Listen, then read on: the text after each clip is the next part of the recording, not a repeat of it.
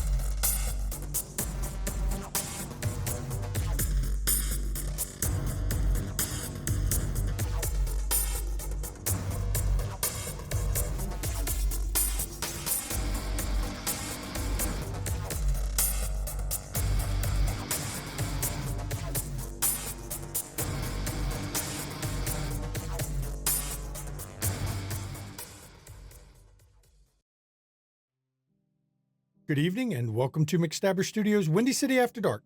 I am the storyteller, Shanky McStabber. And I'm Merlin Dare, also known as Mama McStabber in Twitch chat, and I'll be playing Jacqueline Duran of Clan Ventrue. Hi, I'm Mischievous Red, and I'll be playing Isabella Caputo of Clan Toreador. Good evening. I am the Ivy Raven, and I play Genevieve Schutz of Clan Gangrel. I'm Gavin, and I play the Marcade of Clan La Sombra. And as everybody can see, two of our players are out. Hopefully they both get better. We'll see. If not, damn. Just damn. When we were last with this coterie, well, it was a information gathering in a lot of ways. They met with a mage named Franklin, who had a task he'd like them to do as a favor. And they immediately set into doing that favor, looking for Balthazar, since he's the link between, it seems, the ones they're looking for. And in the process, they stumbled across something rather horrifying in some ways. And then later, well, let's see, Jackie met with her Archon finally. Lamar reached out to Nick and got some rather unsettling news. Jenny had a fire at your construction site, which, according to discussion you had with Jackie, is most likely Sir Olaf, the One-Eyed King, also known as Loden. And of course, Nick went to talk to the prince. I'm sure that is going to come up later. Roscoe had to speak with Sun Chi, and then it was arranged with Jackie to try to get Sun Chi out of the city, which that should be interesting. And then we ended, of course, with Jenny and Jackie at the House of Lilith. Now, where we pick up on this episode, we're flashing actually to Jackie's Haven, where for the past 2 days, 2 nights, her and Dredd have been enjoying the concoction that Urzule made, but the concoction has ran out at this point. Okay. And the two of them are just coming down from it. And as we flash to the scene, both Well, Jackie's got a few marks, some rather excessive claw marks. Dread has a few, but since Jackie can't grow feral claws, it's not as easy to claw him. But he's got some. And Dread is still laying there and looks over. What the hell did we just do? Oh, that was, the Urzule special. That's, wow. No, I wasn't talking as much that. Oh. I was talking what you were doing where you were flipped kind of sideways. Oh, that's just one of many of my tricks. Yeah, I just, and he looks over at you. Oh, damn. Sorry about the scratches. I kind of lost control of the claws there for a bit. It's fine. They happen. I'm just surprised they don't have whiskers. But I love the whiskers. Yeah, but not a time you want a frenzy, I'm telling you.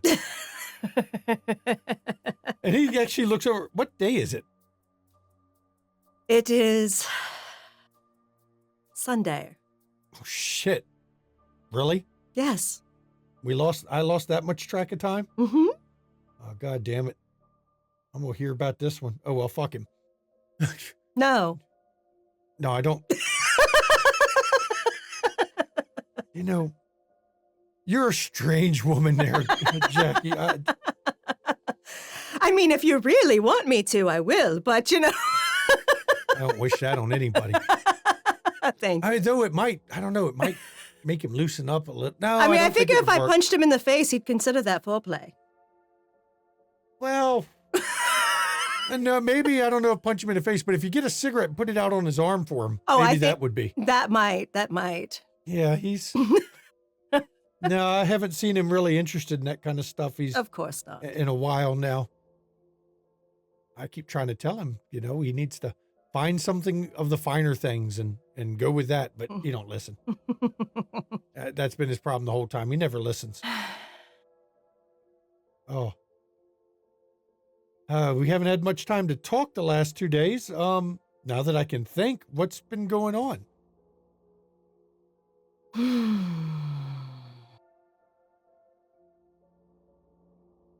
Well, I have been working with my associates to thwart endeavors of someone likely trying to usurp Jackson. Nah, there can't be anybody. I mean, that'd be stupid. He just not been Prince that long. I know. Still working on tracking down where the money's coming from, but I have my suspicions. I can't really...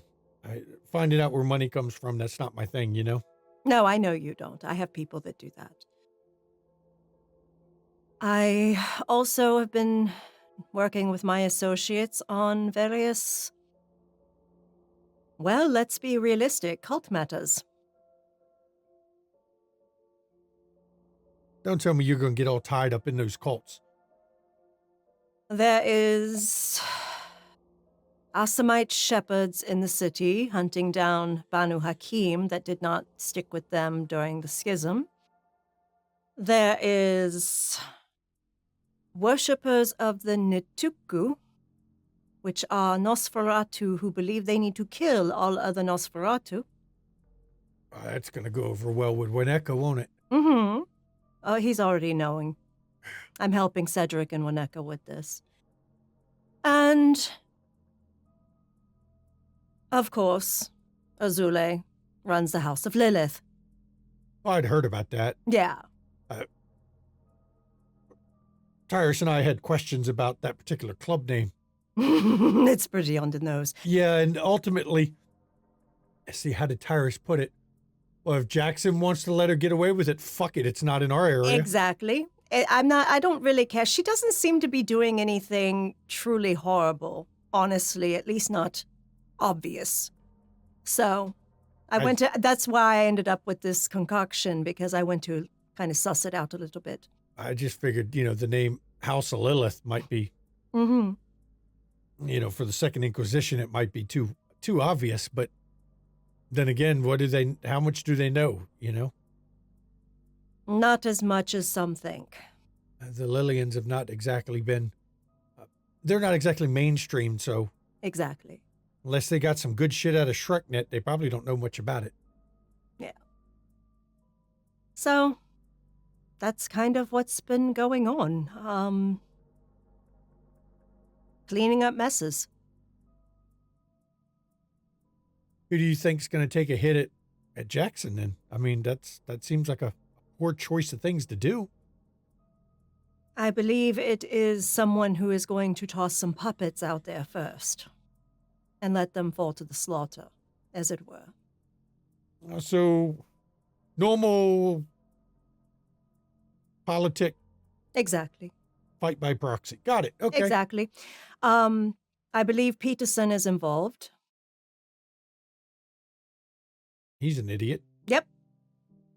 They'd never let him come back. Of course not. Possibly after that fails, it might be Modius. Isn't he missing? Last I heard. Yeah, same thing I heard. Nobody's seen sight or sound to him in, damn, a year or two now. Perhaps I should go ask his chowder. You better be careful with that one. I happen to know on good authority that a kindred from Chicago aren't exactly well taken in Gary. There's a lot You of bad don't blood. say. Yeah, there's a lot of bad blood there. Oh, I was being silly. I have no desire to go to Gary. But there is also former Prince Maxwell, who I believe is the main master of this game. You know, it's funny about him. After loading, this was before I really involved in shit around here, of course. I came later, but my understanding is after Loden left, or after Loden took over, Maxwell was exiled. Yes, because Loden was a coward. Well, I mean, I can get what he was trying to do, but to me, it doesn't seem like the very kindred applicable. Mm-hmm. But Maxwell was kind of active for a while there after he left. Not around here. Heard he went out west. And there was rumors he was around here a few years ago, but then the rumors dried up. Mm-hmm. And my understanding is nobody's seen or heard from him either in a few years. Or he's being careful. Well, I mean, he was never an idiot. Oh, I'm sure not. He has orchestrated quite the plan. I mean, I have had to really do some things to thwart it. Yeah,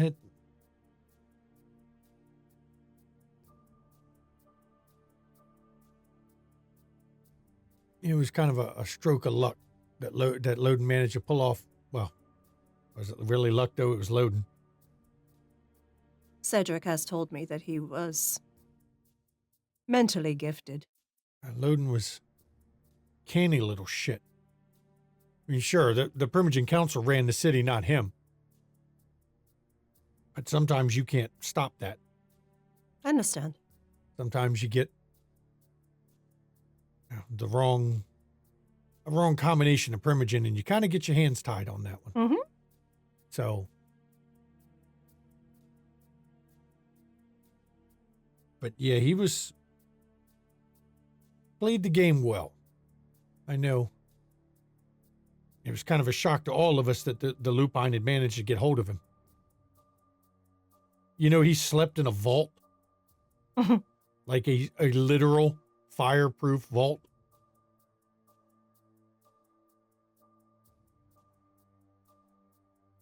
Vault door and everything. It was openable from the inside, but it was a fucking vault. Yes.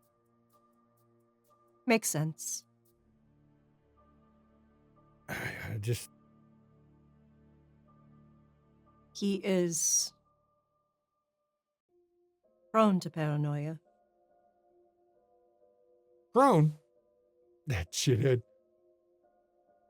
He was a walking example of paranoia. I know, no offense to you, but your clan is known for, with age, becoming very, how can I put this? Unstable. Typically, it is the male ones that do that, and also they do that because they lose their power. Well, that and they just get a little too, most of them I've seen get paranoid. Yes, because they've made enough enemies that everyone wants to take their power. Yeah. Then again, I mean, Tyrus is paranoid. Yes, he is. So I guess all of us get that problem, don't we? If Maxwell is behind it, you better be real careful. I always am. He's not beneath removing somebody he thinks is in the way.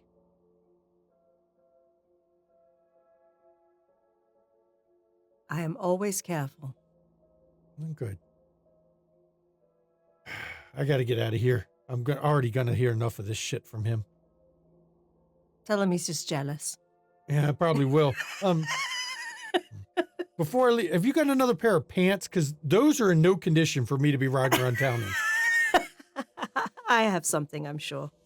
And she'll get up and go find something for him. Okay, and his jeans that he wore definitely were shredded. Mm-hmm. You don't know when, you don't know how, but they were. And you find him a spare set of clothes, and he looks at you. You know, we can't do this too often, right? It hasn't been too often. It's been months. I know, it's just dangerous. I am very cognizant of your position and being careful. Just want to remind Besides, you. I just want to have pleasure when I can. I just wanted to remind you. My job. No, it isn't. Oh, it is now. No, it's not. So what? My job is just grabbing the dude that runs out of your bar and bringing him back in. I mean, look, I don't have many look in at the what city it led jobs. to that night. I know, but I don't have many in the city job, so I need to take the ones I can. And she kisses him on the cheek. Get your ass out of here. And he turns, and when he goes to walk out the door, he looks back and kind of looks down at his back and goes, "Don't stare at my ass as I'm leaving." But it looks so good when you walk away. And he just, you're incorrigible. I thought by now you're, after what we just, never mind. And he turns and leaves the place. Leaving Jackie. Well, I'm going to need to recover. She's going to need to get some feeding done, heal some wounds, which isn't hard for her to do.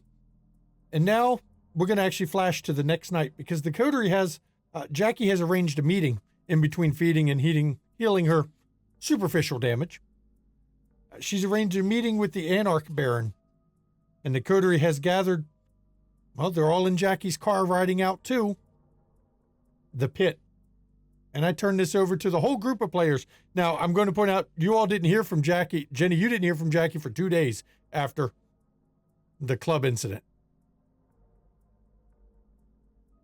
The scene is yours. Genevieve is going to. Sorry. How did your drink fare you over the? I'm assuming well, since we didn't.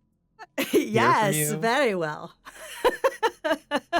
You went and got one too. I did. And then I drunk texted someone and we spent the weekend together because I took the rest home. Wait, what is this? Basically it's like ecstasy for kindred. Oh shit. Yes. Just now hearing about this. All right. You're gonna take Lamar to get some now too? Really? I don't know. Oh, It's no, not really Lamar's scene. I don't know how. I can Look. get some for you, Lamar. Please, I'd like to understand. I want to be in on the secret. You know, I don't want to feel like the only person who's not at the Needless cool to kids say, table. me and this individual, we had a fantastic time. There were some injuries, but nothing major. But Then No clearly major it wasn't injuries. enough fun. oh, you know. I'm glad it treated you well, apparently. I would, yeah. We should start. Sorry, we should start getting freaking fire miles for going out here. Yes. So I'm gonna definitely look around again because I want to see where our friend Tavish is tonight. So you can roll wits awareness, and I will roll for Etienne since he's driving. So I will roll for him as well. Let me pull up his character sheet. If I can find it. There it is. That. Okay, got his numbers. If anyone else wishes to roll, go ahead.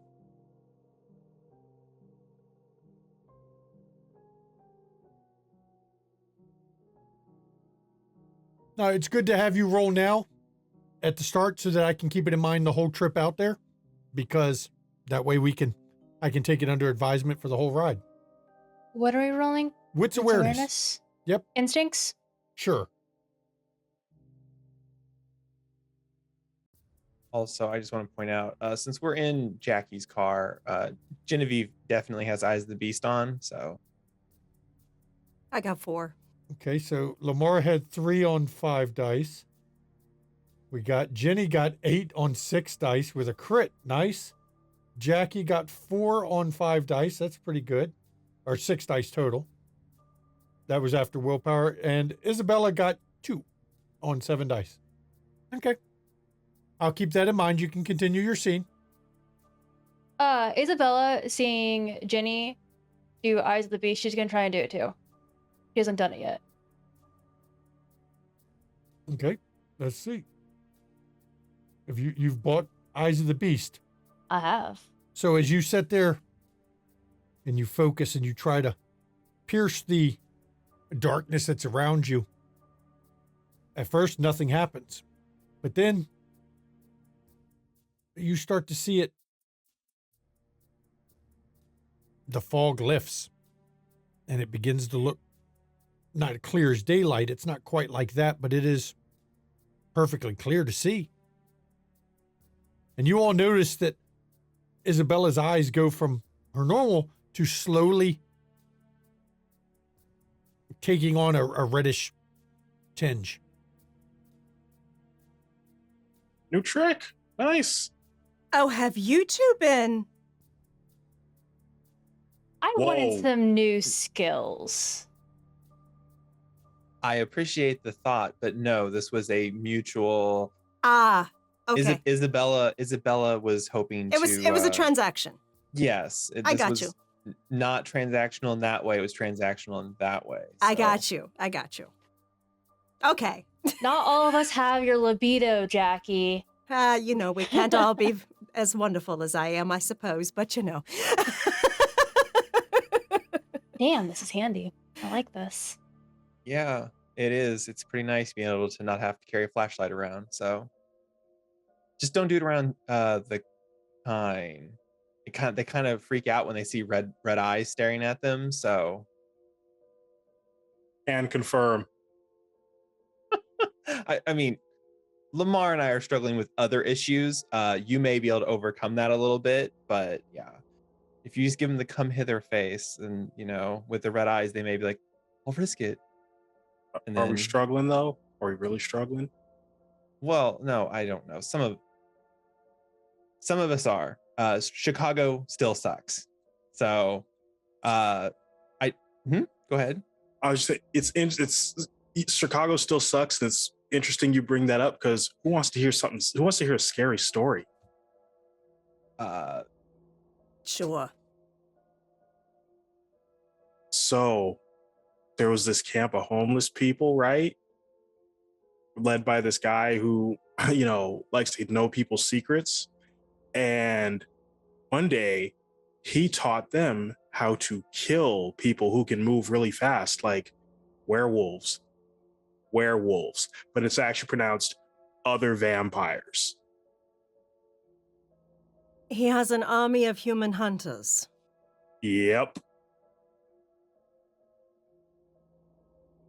That is a giant fucking masquerade breach. I mean, I guess if they clean up the evidence, but if we weren't worried about him before, it's even worse now, because now he's definitely got people in the know who know how to take us out. If one day he wakes up and just decides he's sick of all the bullshit and he wants to run the city, or just remove everybody that's not downtrodden like him and his people. I wonder how strong of a leash she has on them to be that willing to train them to do that. Must have a very close eye to maintain it. Well, I hope so, because getting blown up by your own grenade sucks, but that happens, then there's definitely no one to call him off from going after the rest of us. Oh, okay. That's interesting. That's scary, but interesting. I guess it might be worthwhile investing in some home security that has guns, because they may be homeless, but they're not impenetrable to bullets, I assume. Did we ever figure out who attacked Nicholas? Pretty sure it was someone attached. Oh God. They are the medical building. Yeah. I don't know if we ever got a name, but we also got to address that too. That's been someone being trained to kill kindred, know all of our weaknesses. Oh, it's not like there's a shortage of organizations trying to train to kill kindred. That's fair. Well, considering what Roscoe and Nicholas said they tracked the individuals coming from, if that was tied to Winnetka, that would mean Winneka's in bed with the scary P, the Pentex, Mm-hmm. which from what I've been told is bad for all of us, since he's an information broker and has an army of killers. So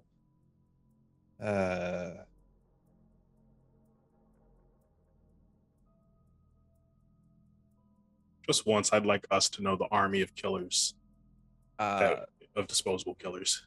We could work on that. Very doable. Yeah. Take some time. I mean, you have connections with some of the gangs in the South Side, right? I do, but I definitely try to keep them from knowing more than they need to know. Oh, no. See, I was thinking more, like I said, the home security with guns kind of route. Okay, you don't fair. train them to kill those like us, or werewolves and such. You train them to kill the hunters. Kill the hunters or the other, because they may be able to do pack tactics against or whatever whatever they have to do to be able to take out one of us. But that's not going to do shit if they get mowed down by a bunch of individuals with weapons. I mean, guns, whatever. I don't know the names, so. And theoretically, just say an army of killers. They don't have to be the best. You just need a large one. That's fair. It's a project that makes the community safer, because you're putting money into the community too. Because you can also pay these people some, not a whole bunch, but just enough so that they're, you arm them, you pay them a little bit, and then you kind of let them, I don't know. They're very community focused. It's just an idea. I like it. You know what? Yeah, I like it. I think I'm gonna work on that. See, and I thought my scary news was kind of whatever, but Jackie and I were talking about it. So my hotel construction site, it's almost done, but it was attacked with Molotovs. And based on the MO, we believe that it was Loden's doing. Oh, that turd will not flush. Because Jenny gave him $100 in the alley. Yes, and I also told him to fuck off, so it wasn't like I was taking pity on him. But he's insane. No good deed. Exactly. Yes. There are far too many princes walking around the city. Damn straight there are.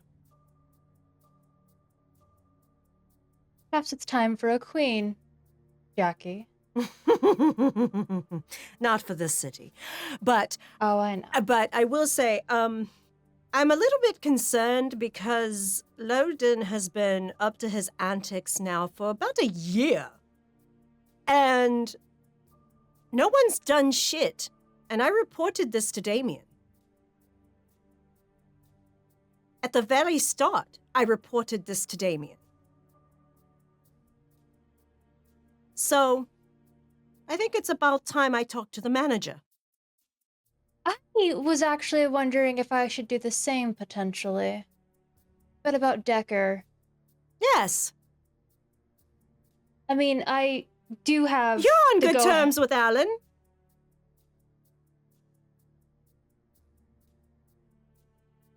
Call him up and arrange a meeting. I'm tired of talking to him. See, this is the I'm problem. in a you get good mood and he connections. always brings it down.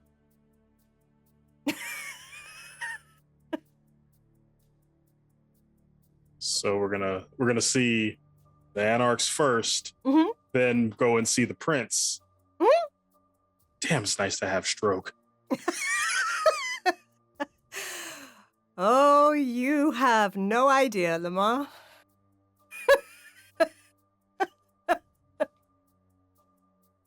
So is somebody calling Alan? I mean, I guess I am. And the phone rings a few times. Then, yes. I believe this is Hi. Miss Caputo. What It can I do for you? is. Thank you for answering, Sovereign. I was hoping you could schedule some time for me and Jacqueline to go see the prince. You We mean have some. Mr. Jackson? You. Hmm. We have some news that might be of interest to him. And how important is this news?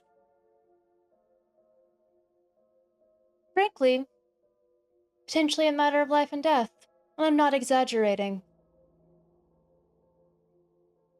Very good. I can fit you in. He can meet with you in 4 hours. Thank you. Perfect. I will send a message beforehand that tells you where. I look forward to hearing from you. Just Enjoy your. be around downtown within 4 hours. That should put you close enough to meet with him. We can do that. Hope you enjoy your evening. Perhaps. And then he hangs up. Downtown 4 hours. That works. So when we get to the pit, are we expecting any extra presence there from Oh, who Are- knows? I mean, just lets me know if I need to bring one gun or two guns or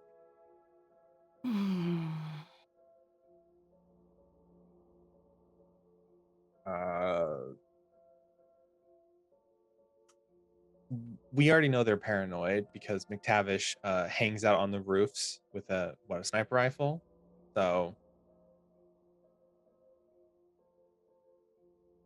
if we don't come armed, they're going to be suspicious. So I would say bring 3 guns. you know what? 3 guns it is. Yeah, at least that's the way I look at it. So It's almost what's the word? It would almost be insulting to not bring, like you said, not bring weapons. So exactly. let's keep it. Let's not insult them. I mean, even if they are anarchs.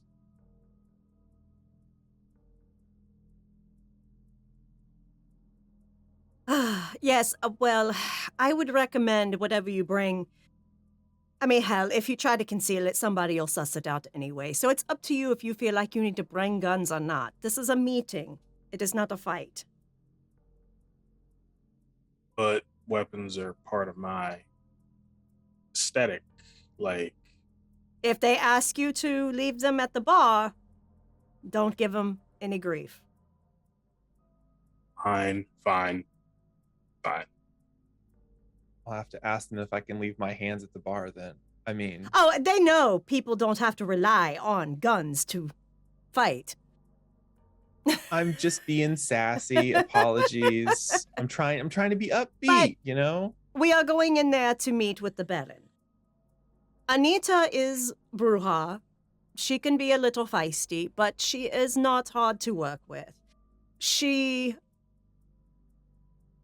really isn't the true power of the Anarchs.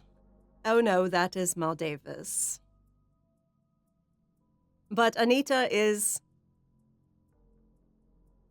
the one that's nominally in charge, as it were, with title and such. So we go to meet her. I imagine we will see Maldavis there. There might be a few other Anarchs there. Considering Baltazar was there, and I know nobody fucking likes him, there was probably some major meeting that night that we were here. Yeah, the only guy with clearance to travel through the Undercity somehow. Yes. Ugh. Yes. So, who knows if we happen to see him tonight?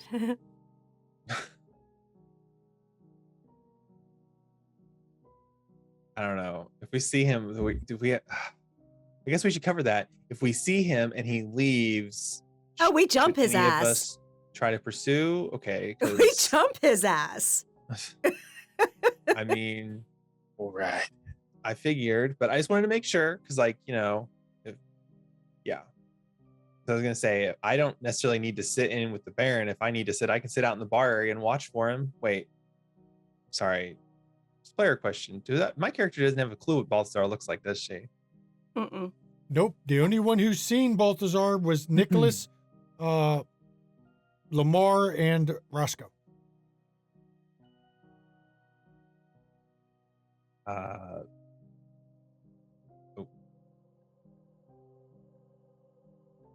We'll Don't see. worry. We'll see. We'll see when we get there. If he's there, I'll point him out. Subtly, of course. You're not just gonna point your finger out and be like, "That's the man over there." Oh no, Lamar can be very subtle.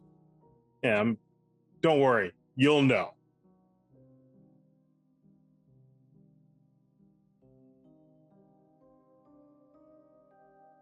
So, I believe we are here. So as you pull up, it's Sunday. It's not a busy night at all for the place. It's still open, and there's still a number of cars out front, and you can still hear the very angry punk music coming from inside. But it's still not that busy. Now, I'm taking into account your earlier rolls for wits awareness. You don't see anything.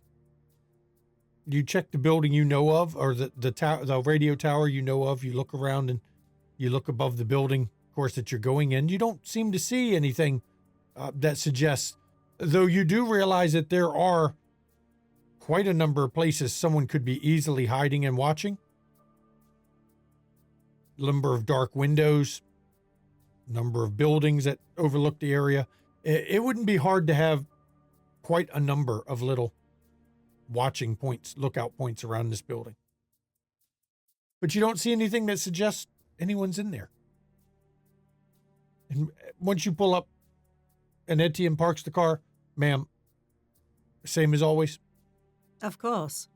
Yes, ma'am. And he gets out and lets everybody out of the car. And then he goes and sets back down inside. In we go. And Jackie goes to the door. And as you come up to the door, of course, it's, once again, it's not that busy. Tonight, for some reason, there's no cover to get in, which is odd. Mm-hmm. Very odd, but it's a Sunday. And when you come in, of course, again, the music's blaring. It may not be as busy as the previous times you've been there, but there's still a number of people in the pit. I'm going to have everybody roll wits awareness or wits insight. Pick one. It's up to you. I'm going to have you roll again because the previous one was watching outside the building and on the way to the building. This is a crowd. That's why I'm letting you pick insight if you want. Desires or vices? No, it's checking the crowd, looking to see if you pick out anything odd in the crowd. I got 2. Okay. Isabella got 7. Nice. With a crit. With a crit. There is a 7's enough. 6, but no crit on Jenny. 7's enough. In one of the darker corners of the room, there's a guy that seems to be wearing a hoodie. He's got the hoodie pulled way forward. But the spotlight from the stage managed to catch him briefly as it was strobing around the room. And the guy there, I can share a picture here. You caught a glimpse of his blonde hair, but the face is what struck you, is he's got a number of scars that run the length of his face.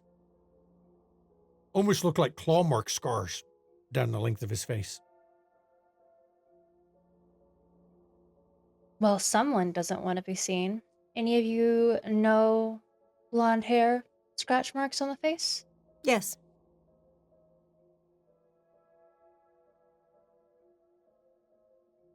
Care to enlighten? Mm. I was told the name was Gerard. Sounds about right.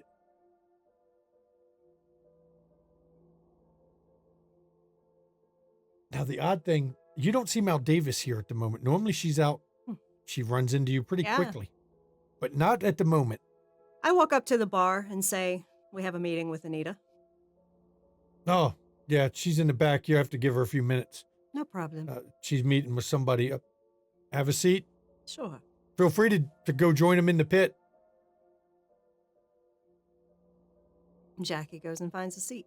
And as you sit down, now that it's been pointed out to you, the guy with the hood up, the rest of you don't get a glimpse of his face really, but he is definitely watching. Mm-hmm. As you sit down and settle in. But it's not too long before you see Mal Davis come out with a very young individual you've not met before. And I do mean she looks very young, but she's got braided, dirty blonde hair, silver nose ring. She's wearing flannel clothes of all things. You would put her definitely not old enough to drink.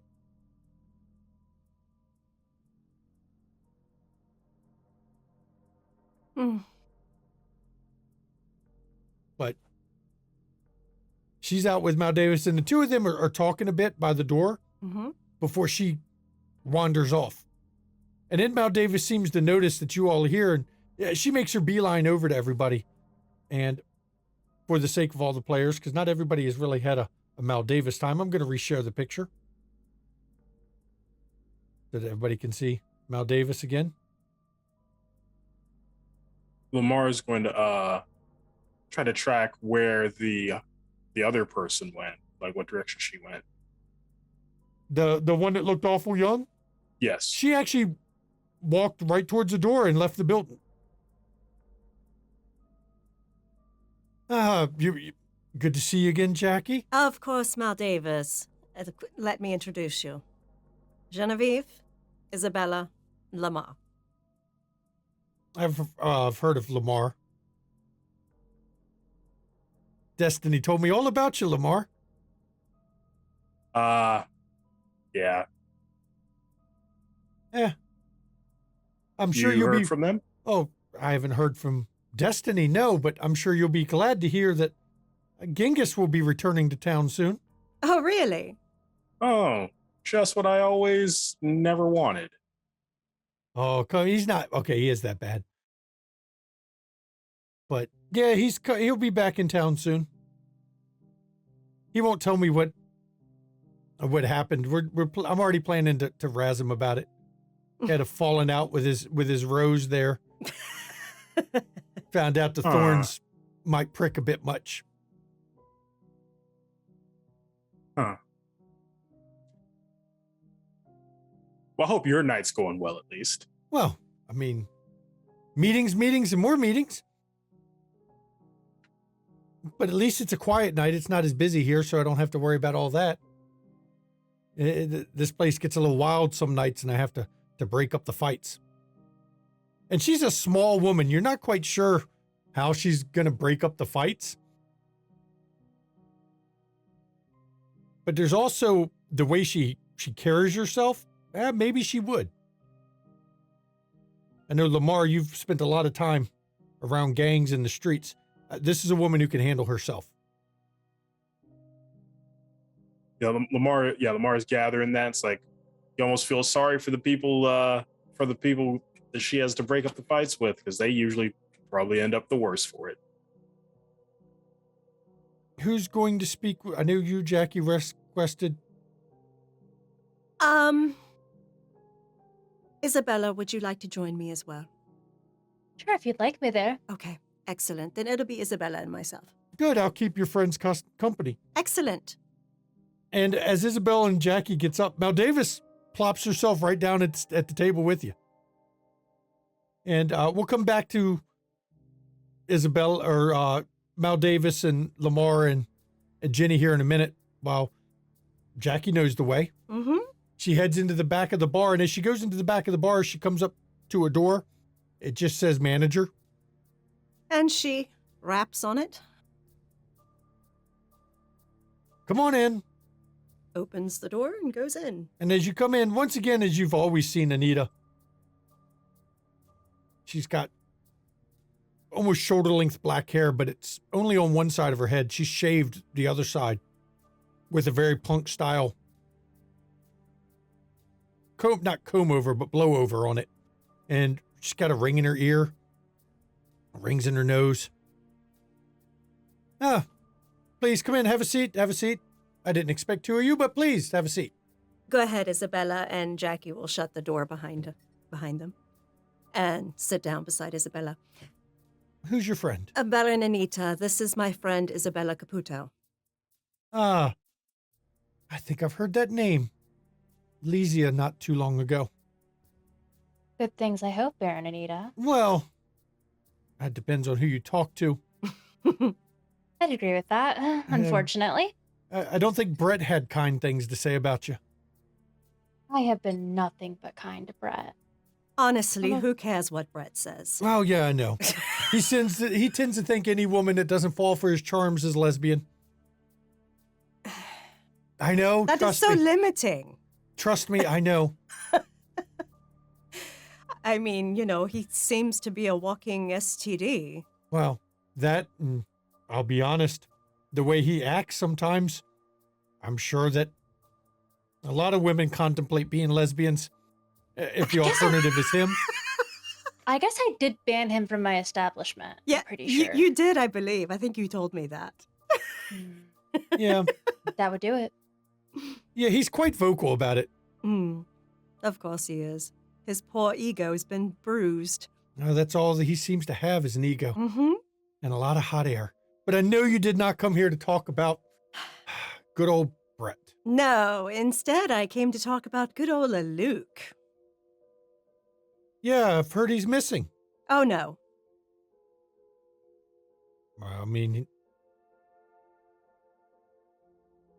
he is no longer with us. And she actually leans forward. Now, how did you come about that? I have my ways.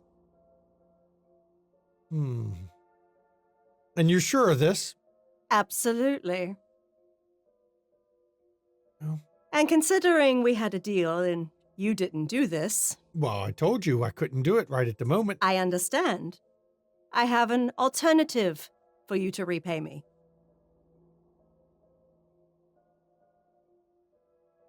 I'll entertain it. Jackie takes a small box out of her purse. I need this gifted to someone in particular and only that person.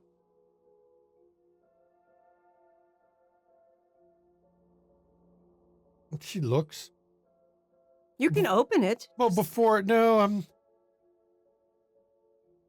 Mal Davis has taught me a few things, and one of which is ask before you open strange boxes. So I'm going to quote a movie. Well, what's in the box? A ring?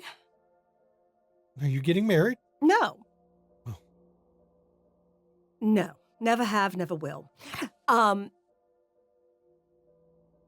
The ring is not blood sorcery.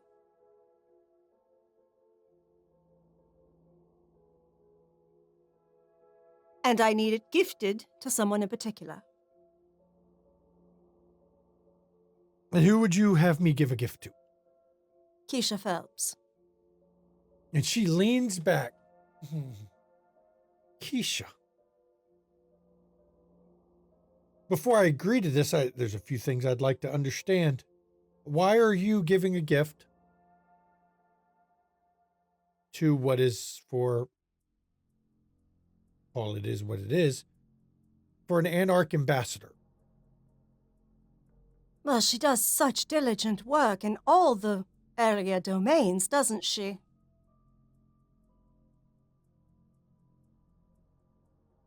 She helped a friend out of a bad situation.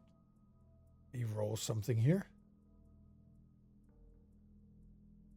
Pull up her character sheet. I want to roll this one and this, I think. Yeah. There we go. Roll some dice real quick.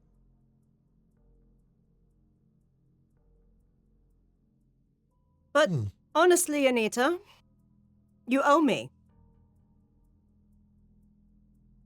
Well, I do owe you, and I understand that, and I know the value of keeping my word. I just have to be very careful with certain things that have been going on lately around here. Things have become risky. But I can do this. And she slides the box forward. Still hasn't opened it. Make sure, however you get it to her, if you use someone else, that they do not keep it. It needs to go specifically to her. Given I'm repaying a debt, I will make sure I'm the one who gives it to her. And during the next time she comes to meet with us. Excellent. She does it often enough. That is why we have these. It didn't come from me. Understood?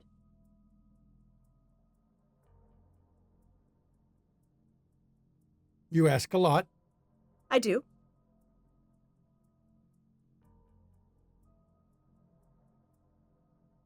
If I find out you've gotten me involved in something I don't want to be involved in, our relationship is over.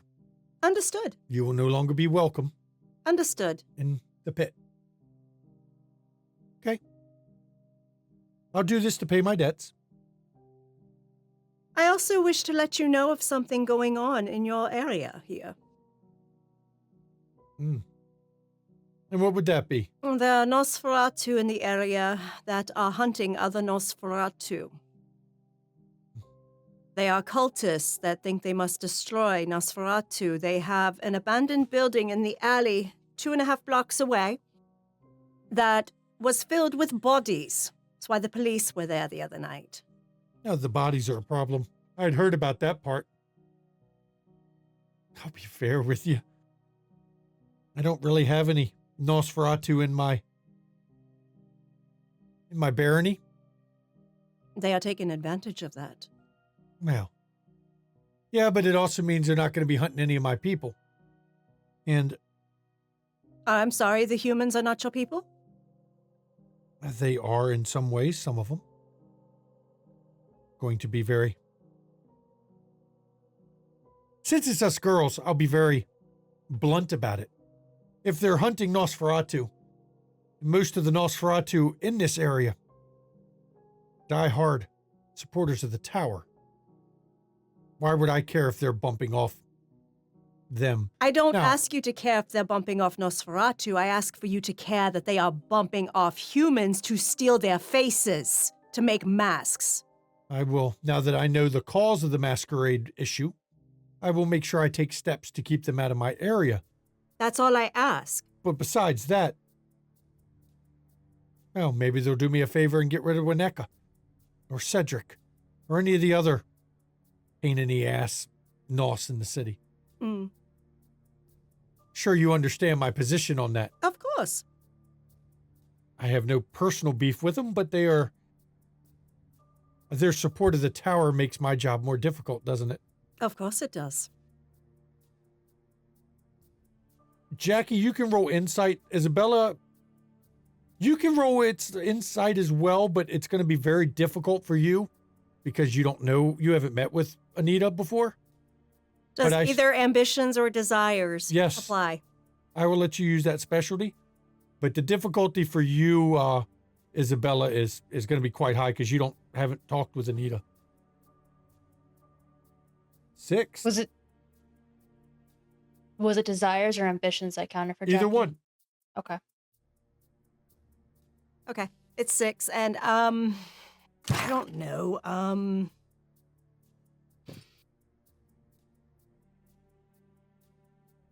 Let's go ambitions. The last time I talked with her, I did desires. No, that's not what I'm giving you on this one. Okay. But I'd let you use either one. Okay. 3 is not enough on that. 6 is, though. I give it to you with 6. Are you going to willpower there, Isabella, or are you just going to let 3 ride? Just let it ride. Okay. There is... Anita's not acting the way she used to. You remember from previous meetings with her, she was a little more cagey, less blunt, and less forceful about things. What has gotten into you, Anita? Well, about pint of blood, does that count? No. Your behavior's off. Had a stressful night, lots of meetings. Let's see, Jackie's gonna roll what? Wits, Inside Insight on again? that? To see if you can read her? Yep.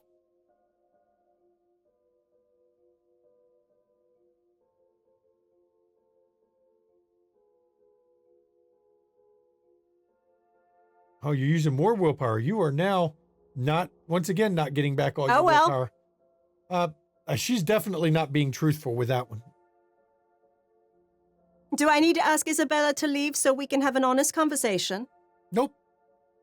Oh, you're just not going to tell me. I have a busy night and I've been busy. That's not the truth of what's gotten into you. Frankly, I don't know what you're talking about then. All I have is busy schedule, lots of meetings. You are much more blunt and abrupt than you were in the past with me. What is going on? Well, perhaps I'm just... Maybe I'm just a little tired of how many members of the tower always want to come and speak with me and meet with me, but then for some reason, we're still stuck in the outskirts of the city, only allowed 2 at a time. The movement just spins its wheels. Maybe I'm finally getting tired of it. Maybe I think it's time for a firmer hand in my barony. Maybe I think they need more guidance.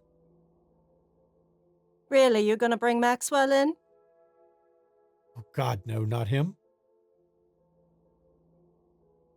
Why do you bring him in? He's long old news.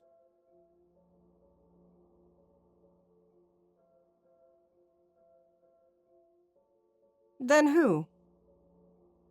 Well, nobody. Maybe me. If you believe some of the rumors, maybe Mal Davis will take over. She is an anarchist. No, she's something, all right. I got to give you that one.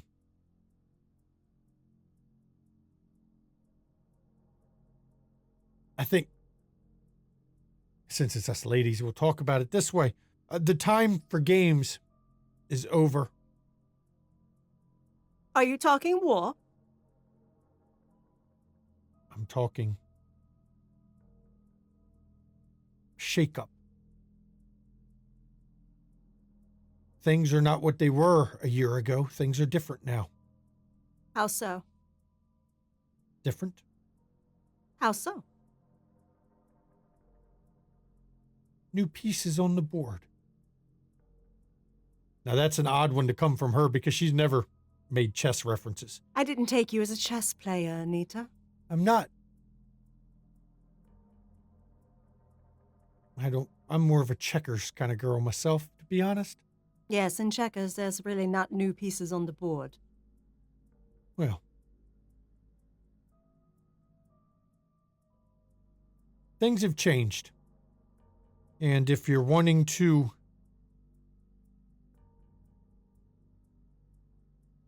keep our relationship friendly, you will make sure you're on the right side. I'm sure you've noticed that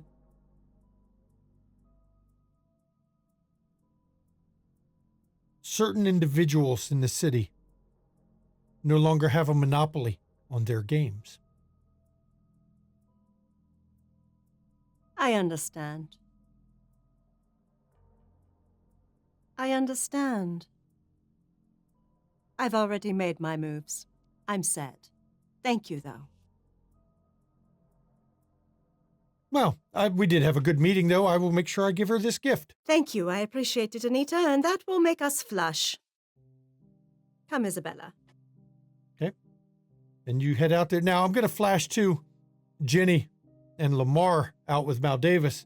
And Mal Davis, she kind of leans forward, and she's actually really personable, Kindred. So how are things going for you two? I mean, I don't know much about you, so, I mean, what you into? What's your thing? I mean, the two of you, I don't know. She looks over. You strike me as a handcuffs kind of guy. And she looks over Jenny, and you strike me as more whips and chains. And then she gets this insolent grin on her face. Joking, of course. Everyone likes all of those around here. You're in the pit. Genevieve reaches over and puts her hand on top of Lamar's hand. No, we're thinking about moving to the Hamptons. I'm kidding. Since we're doing jokes. It's open mic night, right? No, this is, well, every day it's open mic night when you're around this crowd of people. I thought we were going to move to the Hamptons and bring the whips and chains. You're right. There is that one box. It just says W and C. She points, well, you see that guy right there in the pit? I mean, he's got enough chains wrapped from his ears to his nose and his nipples even. You could probably borrow a few of his. I like it. I mean, it's a wild kind of place, but I have a feeling you two can handle this kind of wild.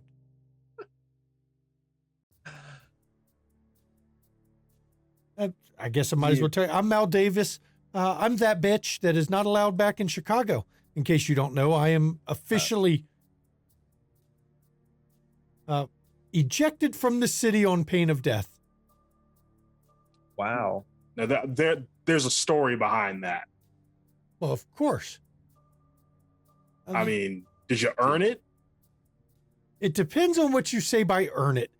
Do you mean, did I try to overthrow a prince? Sure.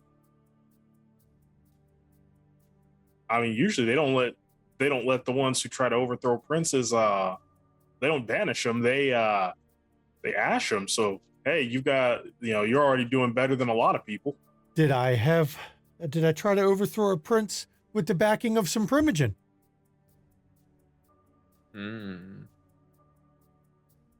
Is that, from what I understand, is that why Annabelle is Queen Bee? She didn't side with you, I assume?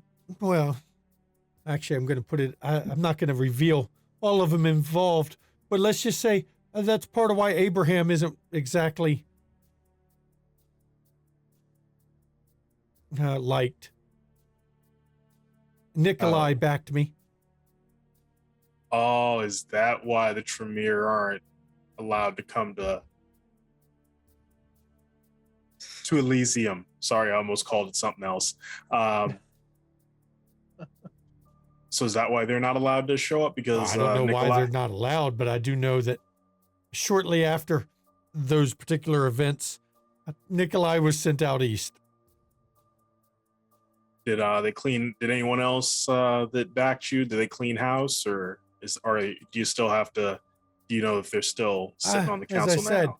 I'm not going to reveal who was backing me back then because that's privileged, sensitive information. And I'll be frank, I could be bullshitting the whole time. I don't know how I survived. I don't expect any of them backbiting weasels on the Primogen Council to protect me, but I did survive.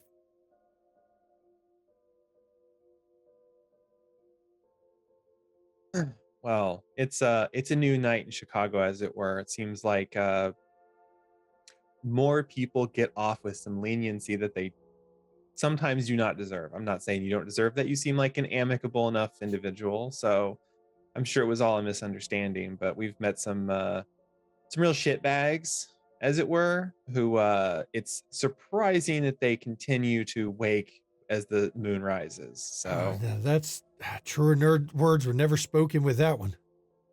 This city seems to be full of shitbags, even on the outskirts. I mean, but no offense, don't the outskirts run up against Anarch territory? So just because we're anarchs don't mean we don't have shitbags. Oh, true enough. I didn't want to be the one who said it. Let's be fair. We're still in Chicago, and we get a number of loyalists that come to visit us.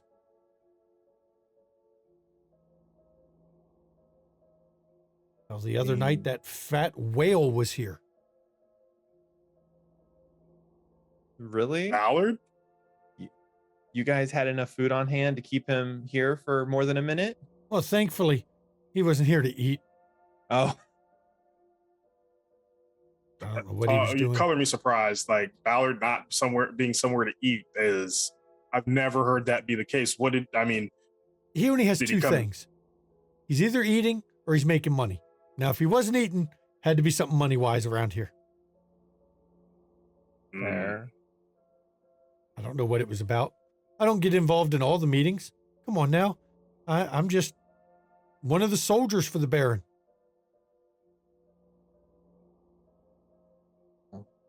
I mean, you seem like you might be a little bit underutilized in that facility because, come on, if you're going to make an attempt to overthrow a prince, you have to have some major skill sets. I mean, I don't have those skill sets personally. That's why I would never try to throw over a prince. The problem is, if you try to overthrow a prince and you fail, you become tainted goods, you see? So really, I think now it boils down to, can we tear it all down? Now, I've heard a bit about you, Lamar. I'm sure you understand the concept of we'll just tear it all down and piss on ashes when we're done, right? You know, I understand what I'm picking up what you're putting down. I get what you're saying. But at some point, if that doesn't work, do you think that there's maybe another way to go about things, or maybe you're heading in the wrong direction? Look, they have run things and appointed those over you and named who's in charge and created sheriffs and hounds and scourges and primogen, all as a way to control rather than just let us live our unlife. Sure, I can see the need for some of the rules, but we don't need all the humans coming and killing us. That would be unfortunate, especially when we have eternity to enjoy. But it's a social thing that is only designed to keep the young ones, like me, down. The idea is to tear it all down and do what should have been done originally. Actual merit determines where you are. I mean, who's going to determine what the merit is? Are you talking like elections, or are you talking, who decides what merit is? Elections can be corrupted, can be twisted. And to be honest, who knows? But I do know no change can happen until it's all torn down. You do that, that's going to cause a lot of, there's going to be a lot of pain and chaos in the meantime. And, not everybody might survive this brave new world while everybody's in committee trying to figure it out. All change comes with pain. All change comes with casualties. All change comes with damage. I would counter that belief in what you're saying, though, because you're talking about the young ones are downtrodden and run over. Tearing everything down strips away what few protections they have. They'll be the ones who die in the streets, not the older ones, not the ones that are at the top. They'll flee or they'll go underground. You're not destroying everything, uprooting it, flipping it on its head and smashing it to the ground. You don't change anything. It is better to fight and die free than to live under the yoke forever. Go ahead. No, I get it. You have to be an idealist. That's part of the whole anarch shtick. No offense, but the tower is not perfect, but at least there are ways of doing things. You aren't going to necessarily be gotten out of hand just because you fuck up. There is always some road to reproach, as it were. You can come back from things. I was nothing. I made something of myself. There's nothing. Like you said, we have eternity. There is ample opportunity for individuals who are willing to take that and try it. If you shoot for the sun, though, you think I want to put back in anarchs? Look what happened in LA. Some of the best of us, some of the best anarchs, some of the most passionate succeeded. And now where are they? Scrabbling over the same scraps that they were before. The same people appointing who is in charge. That's not the solution. They tore down one structure, broke their chains only to put new chains on each other.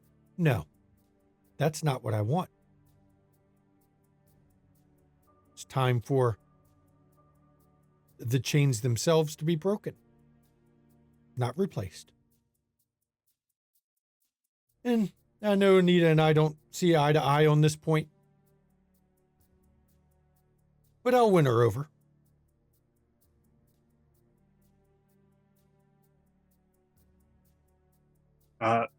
You know what? And now Davis, I believe that you believe what you're saying. Thing is, as much as people feel like they need structure. They need to know, they need order. And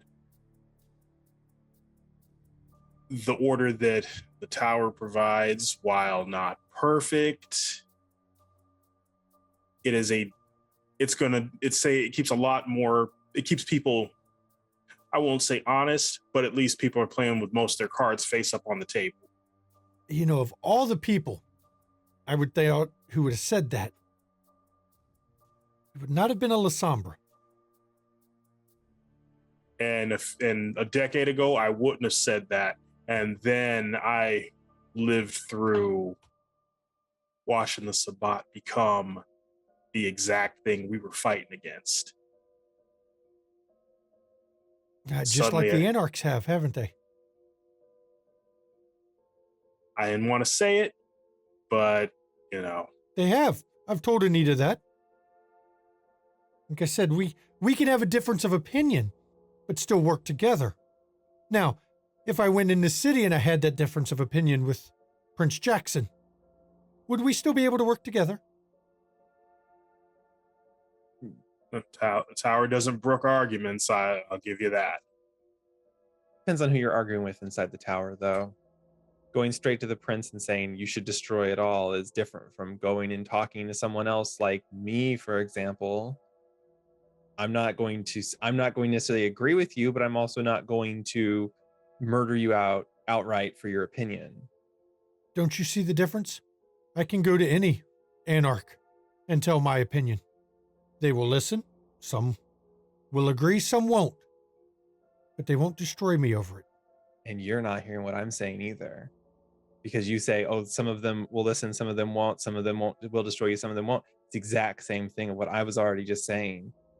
You're picking your targets, you're picking and choosing who it is you talk to and who you interact with and how they're going to respond to you. It's just like if I go outside, pull out a fucking wad of cash and start throwing bills at people, they're going to be more apt to listen to what I'm saying because I'm giving them money. If I pull out a gun and I say I have 5 bullets in this gun, put 5 people in front of me in a crowd of 6 people, they're not going to listen to me. Or no, they'll be scrabbling with each other to push, be that one person who doesn't get pushed to the front and shot. I speak for those who don't have a voice anymore. I speak for those who have been downtrodden, who have been pushed to the bottom, who are being held at the bottom. I didn't ask for it, but I speak for them. Our existence is scrabbling from the bottom. I don't think you understand. When I say I came from nothing, I came from nothing.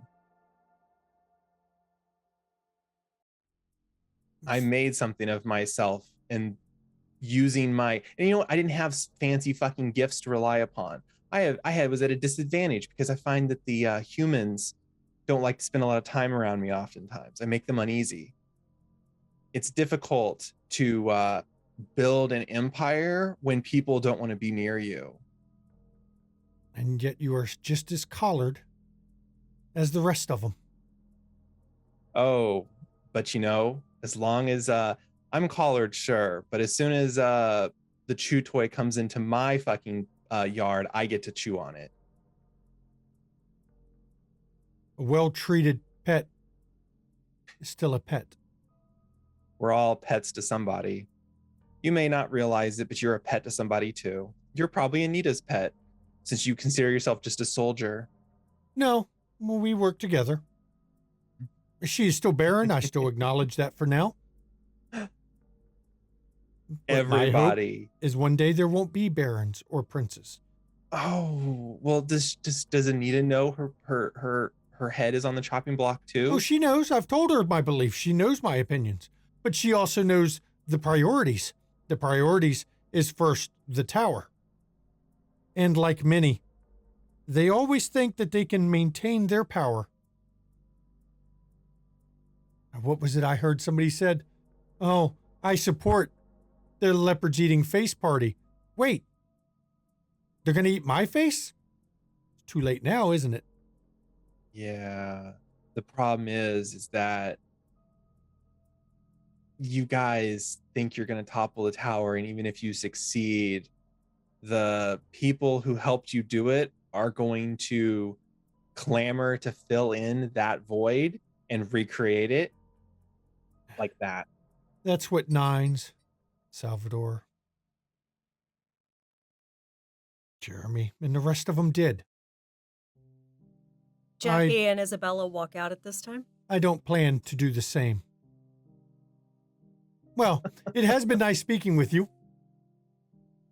She waved. Enlightening. I hope you had a good evening with the Baron.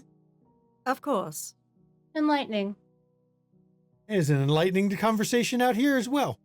Indeed. Did you share your ideas with them? Well, I did with you as well. Of course you did. I doubt you all will follow. You won't understand. No, I know the truth of it all. I've been around a long time. Well, I'll still talk. Any that survive long enough become that which they hate. And with that, Jackie starts walking out.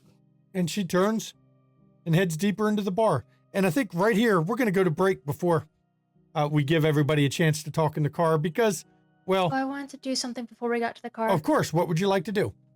I wanted to use the Ventry Clam perk for Gerard. For Gerard. the nickname that Gerard has, you've heard it mentioned before.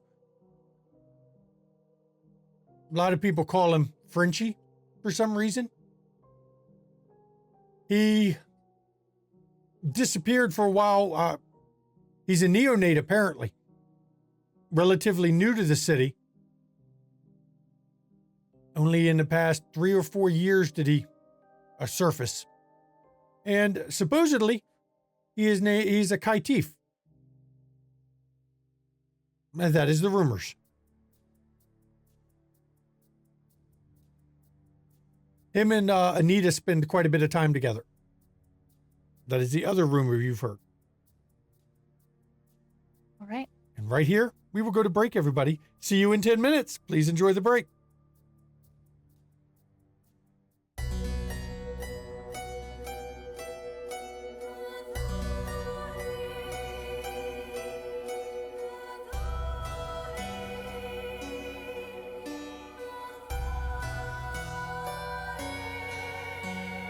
Allow me to introduce myself, though I fear you've heard my name, and that you've heard the story of Countess Bathory. History is told by the victors, heroic warriors, and mad kings. Will you hear my story from the lips of Bathory? They call me King Demon, Queen of Hell, sadistic killer, a monster tale, bathing in the blood of virgins, beautiful, drinking the blood of virgins.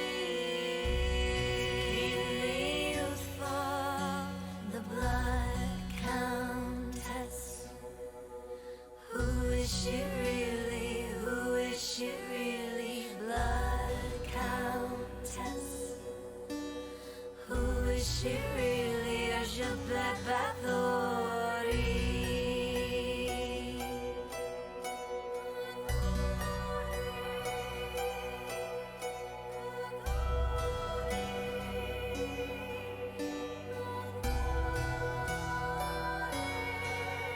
I was very wealthy and powerful, a widow with political rivals keen to destroy me and take my property. My plea was never offered. All my confessors were all tortured, or how they destroyed me for my property. They put me up, shut me up, shut me up, put me up, put me up, shut me up, and told a story of a bitch called Bathory.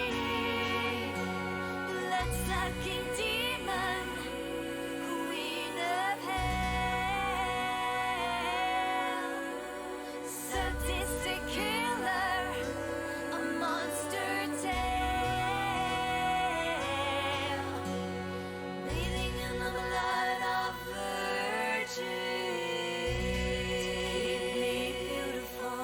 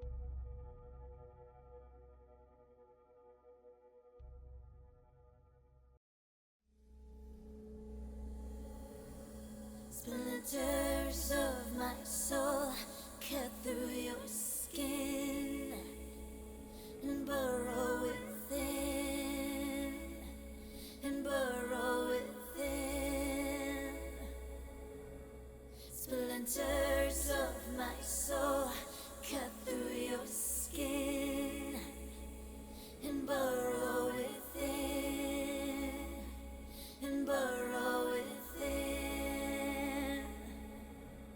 Splinters of my soul cut through your skin and burrow within, and burrow within.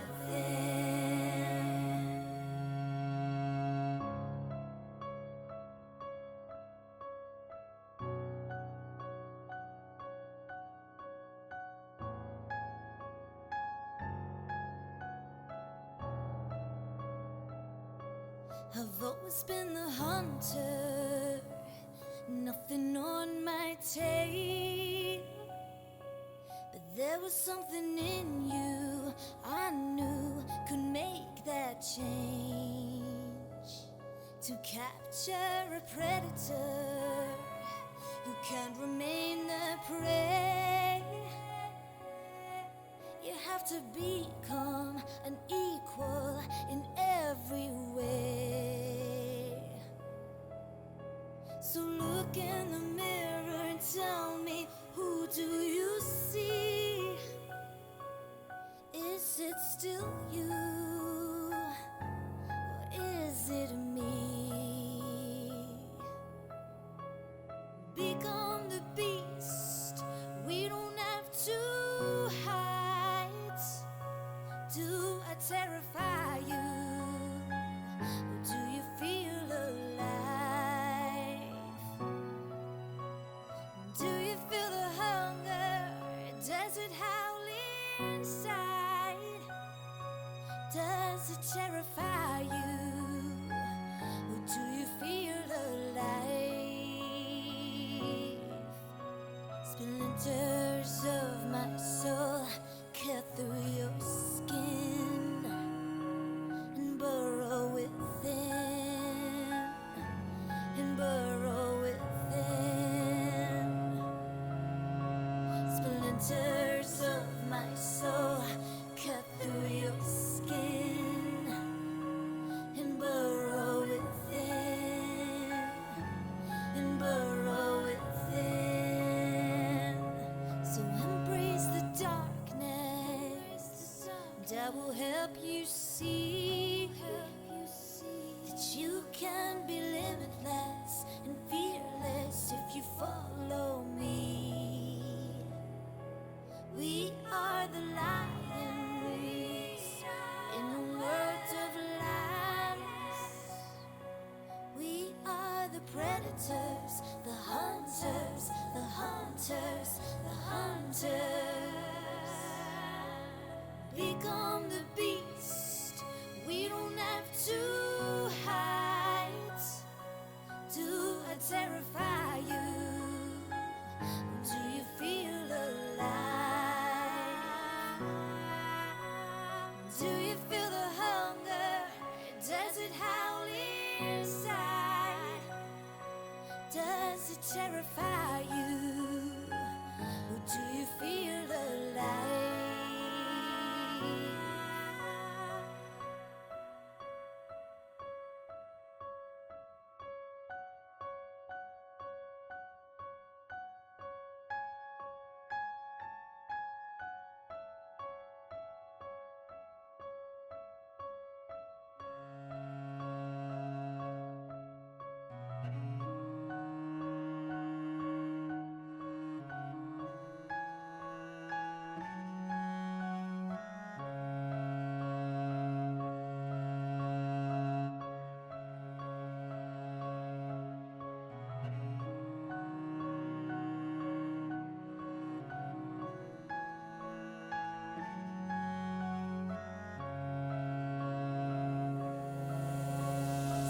Splinters of my soul cut through your skin and burrow within, and burrow within.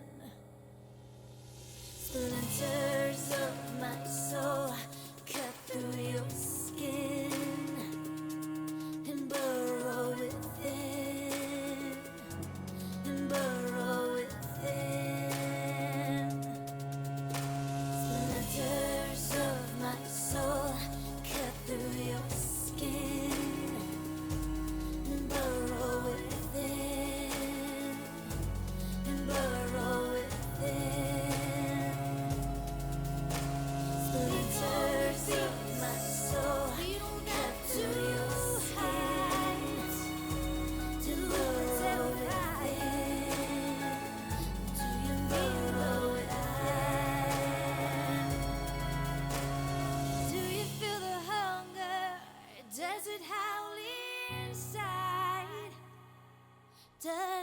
terrify you?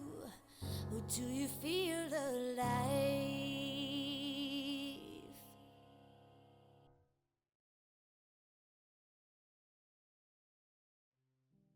Welcome back. Before the break, we learned the tail end of Jackie and Dred's little weekend adventure. And then the coterie set out to go down to Anarchville, which is on they call it the east side of Chicago, but let's be fair, it's awful south of Chicago to be called the east side. And where we pick up is as the coterie is leaving the pit. And as you step outside, at the end, the parking lights are not on. And when you get to the vehicle, he steps out of the vehicle, open door. Ma'am. All clear? All clear, ma'am. Excellent. She gets in. And as you pile in the car, he gets, where to now, ma'am? Downtown. Yes, ma'am. And you set out. Now, I will let you know when Sovereign finally tells you where the meeting will be. Mm-hmm. Until then, you all get to drive around town. Downtown. Yep. Anita is an agent of Menely. You think so? I know so. That's not good. No, because she's talking about needing stronger leadership amongst the Anarchs. And she's unhappy with them only doing 2 at a time in the city for business, and yet so many of the tower come to her.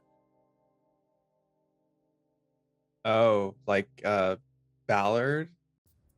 Oh, he was Ma- there. Well, yeah, Mal Davis let it be known that Ballard had apparently been there, not for food, but for business. Interesting. Okay, well, yes, so, but she will do what I needed her to do. She will personally ensure that Keisha gets the ring.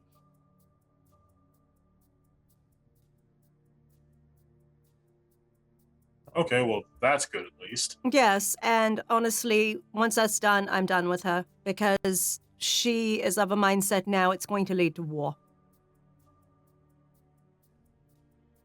I mean, if she wants a war, makes it pretty hard to avoid it. Exactly. And I'm going to inform the prince about it tonight. He's gonna have his hands quite full after everything. I do wonder if we should let them duke it out, so to speak, and then sweep up the other one, the weakest. If Middle succeeds over Decker's backers, which I have a feeling Middle probably will, given his history.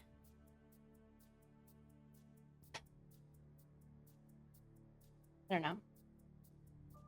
I personally will not be bending the knee to any of the old ones, but that is my take. I don't know. Honestly, Mal Davis is itching for a war. She's inside. From what she said to Lamar and I, it sounds like she's probably trying to incite other idealistic individuals within the barony to follow her, and by effect follow the Baron to war if there is war. So, as I said, Mal Davis is the power behind the Baron, but she is an anarchist, not an anarch. She wants to destroy everything, but has no solution for what comes after. And there's a lot of pretty talk about breaking chains and yes, everybody being free. And but then what?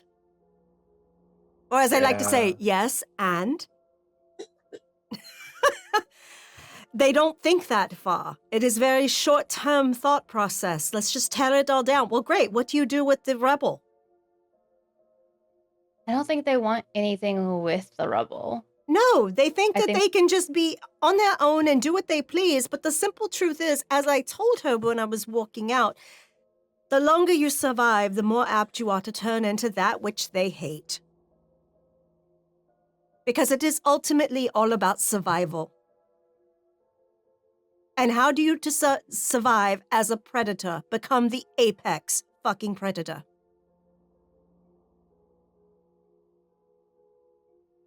That is the whole structure of the fucking tower. You've got the old ones still running shit because they are the apex predators.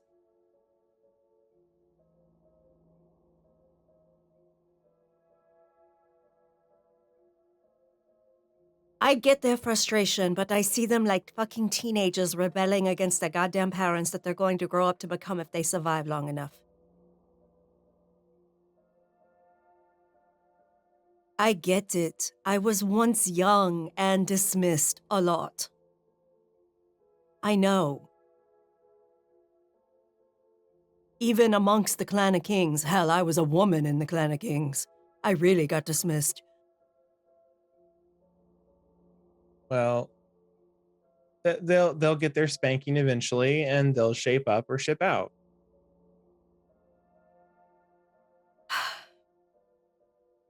Sad they think that, rebellion is a personality trait.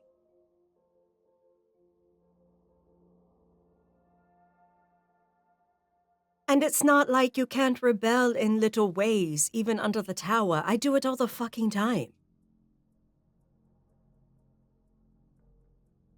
I have more freedom than they do because I can do what the fuck I please. As long as I keep my fucking nose clean. It just takes being smart. And there it is. Why the Anarchs lose so goddamn always.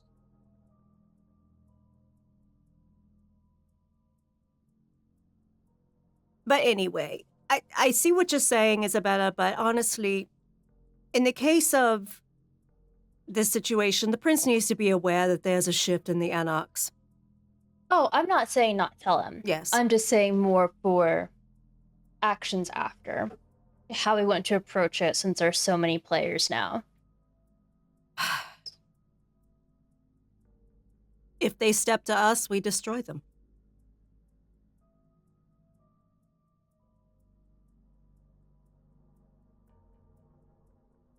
That makes sense to me. I mean, I'd argue against preemptive action or I do too. aggressive action. I do too. And honestly, Jenny, taking out Duncan McTavish is not our problem. That is a problem for Archons. That's fine. Like I said, the plans of tiers and killing was always an option, but like making Bobby disappear is also an option. That may be your because- best option in this case. Now, I will say that, if either McTavish or Joe show their face around our domain, they are ash. Yeah. Because I will Yeah. not tolerate Anarchs under Anita's barony any longer.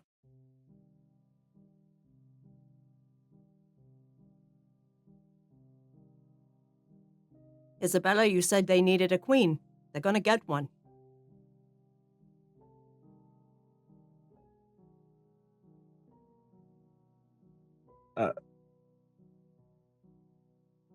Not it.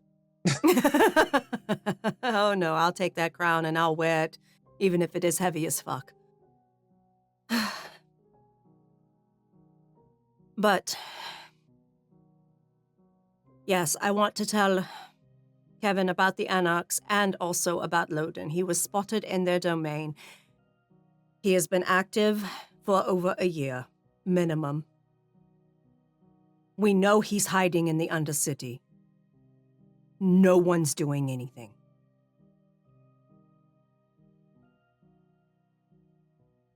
Like I mentioned before.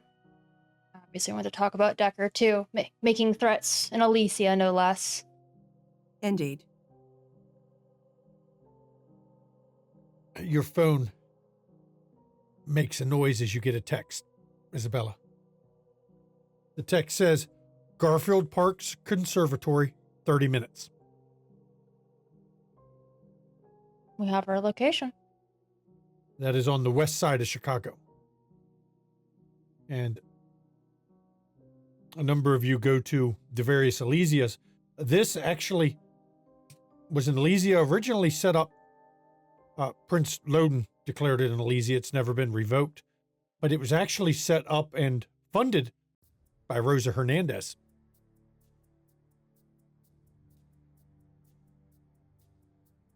I assume you let Etienne know. Any y'all want to continue the discussion, or has everyone said what they need to say? I'm good.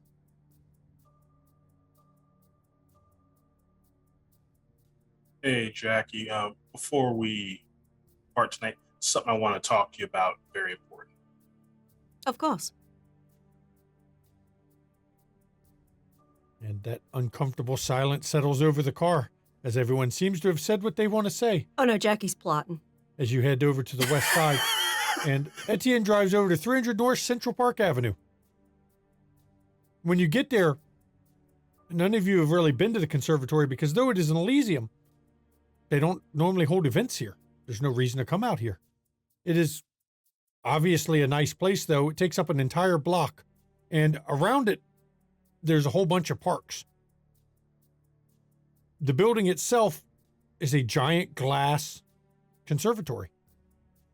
Now, the neighborhood it's in is definitely in a lower income area, but you notice, oddly enough, the businesses that are directly around it, other than the YMCA that's across the street, are doing quite well. And when you pull up to it, of course, you immediately notice who is out front of the building. Damien is leaning against the entrance to the place. Etienne, ma'am, I assume as always, I'll wait in the car. You do not have to ask. And he gets out and opens the door to let everybody out and then closes the door and then settles back in behind the seat. And as you approach Damien,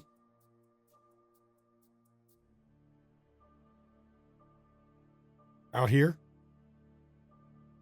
this is a new one for us, isn't it? We go where we're directed. He's inside. Just follow the main path. You'll find him. Thank you. And as you step into this conservatory, it's actually rather impressive. It's well kept. It's actually, as a Toreador, Isabella,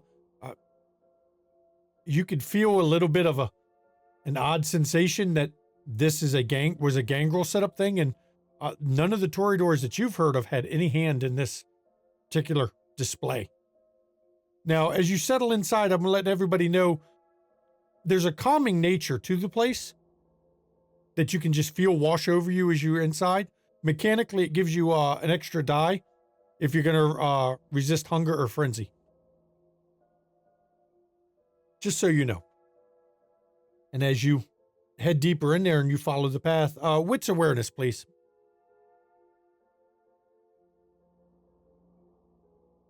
Let's see what happens. Instincts? Sure. A 3? I actually rolled the wrong thing. Yeah, I see that. 5 from Isabella, not bad. Jenny, 3. Messy crit. Thankfully, the nice thing is you can have your messy crit, but you don't have to worry about a roll for your blood surge to get hungrier. You don't have to worry about a being in an ugly area. Jackie, your beast speaks. You know, I always hated this place. We're kindred. We shouldn't be calm and relaxed. We should be killers.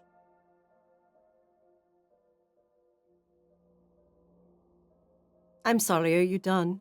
That's what she says in her head. Not even hardly. You'll see. Okay. As you head deeper in, who had the highest roll? Anybody? We got a 5 with a messy crit. 6 at a willpower. Something's. You feel like you're being watched, but you can't see anything. Just an odd feeling.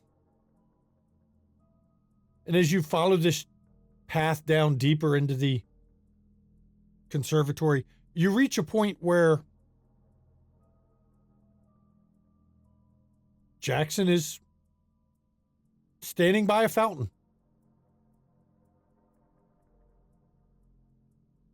And he turns to look at you, and he's not wearing his usual suit tonight. He's actually in jeans and a polo shirt, which is very odd for him.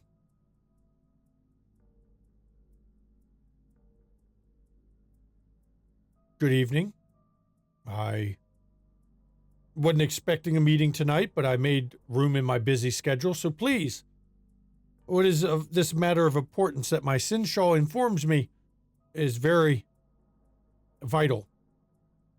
Thank you so much for allowing us time in your schedule. Isabella, I will allow you to go first. The last time we were at Alicia, Prince Jackson, you and I both know Prince Decker wasn't the happiest after you all's conversation. When I was having a conversation with him, he made some not so veiled threats to your control over the city. That upstart little fucking pissant thinks he's going to challenge my rule. Him and what army? That's just the thing. Apparently, he's been receiving funding. Money is useful. Money don't buy you a Princeton. If it does, fuck, that sovereign would be running the city by now. I mean, we obviously don't think that he would be able to overthrow you. Otherwise, we wouldn't be here talking to you, if we're honest. But Well, that's a bold assertion there. So you're saying if you thought he could overthrow me, you would back him? No, Prince, I believe. not. And he's got a Caputo smirk meant as he says it. we would be in Milwaukee, Decker ourselves. And Jackie literally starts laughing. Look, I know what our kind is. You know what our kind is. If you really thought he would have a chance, a real chance, you would back the one you thought would win, Yes. as most of our kind would do, as I would expect any smart kindred to do. Yes. I am I mean, not so fragile as to think you must back me for all else. I am Prince as long as I can hold it. As Exactly. Loden was, as Peterson was, as Maxwell was, all of the princes are Prince as long as they can hold it. which is why I figured you would understand my bluntness, so to speak. But he has been getting funds, and I figured that you should be aware, at the very least. No, that's useful information. I will not claim that I'm going to discount it. I'm going to take that under advisement and take actions accordingly. And just so you know, the funding is coming from an organization tied to Peterson as well. Well, so we go from a tyrant to a fool. Yes. Well, I guess I can mark that on my bingo card. Oh, but there's more. Peterson would have no chance. No, none. No one on the Primogen Council would support him. Mm-mm. He caused enough financial ruin to the city and most of the money in the city with his damn Olympics idea. He has no hope. Indeed. We are running down the trail, as it were, trying to suss out, because he's obviously a patsy. Tell me you don't see it. Oh. He is Don Quixote looking for his windmill. Delusional. Yes, and someone has manipulated that, I'm certain of it, but once I find the proof, I will give it to you. Well, of course someone manipulated him. There's no way in hell he would have that idea on his own. Of course. He is lucky he was only exiled with what he did. Mm-hmm. And I swear, if Ballard could get his hands on him now, his exile would be a rather short one for our kind. Yes, well, it's funny that you mention certain things that trigger things I'm about to speak on.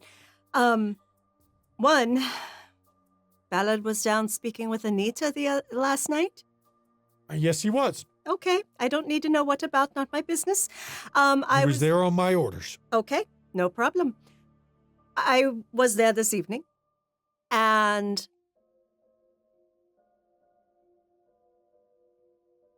the Baron has changed. That's interesting. In what way?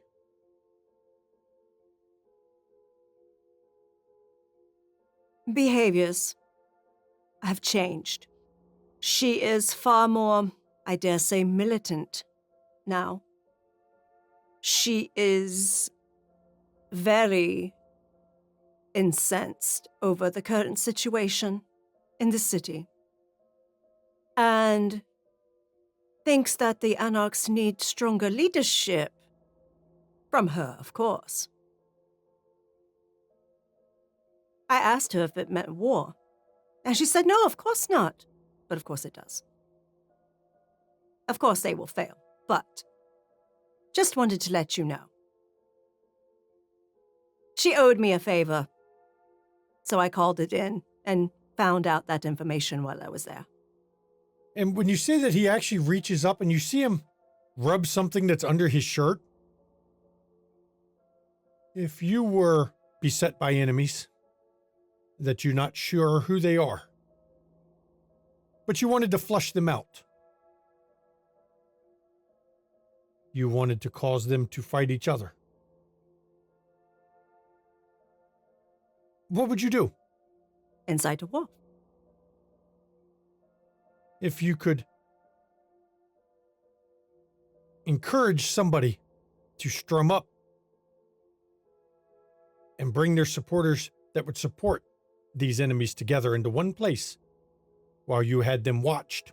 Mm-hmm. Would it not be useful? Oh, absolutely. There you have my answer to that.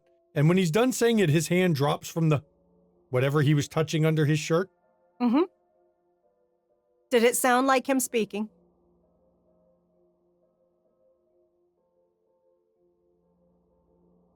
It was his voice. Yes, but she's been around Jackson his entire tenure. It is a little more subtle than he normally does, but it is within his wheelhouse. Okay. He's just not known for that kind of subtlety. Mm. It's a little more subtle than usual. Normally, he was more of a stick-to-the-head kind of guy. Mm-hmm. That trinket. You'd be better off throwing it into the lake. It reminds me of my sire. Yes, he wore it too. Look where it got him. I got him killed by lupines. No, I don't he plan wasn't. to make the same mistake.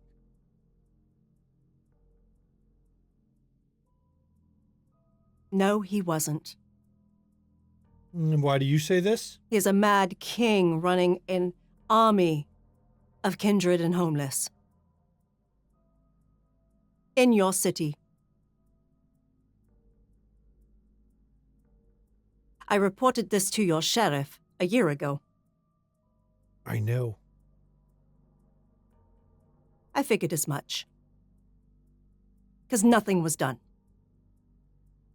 You are correct. How can I put this?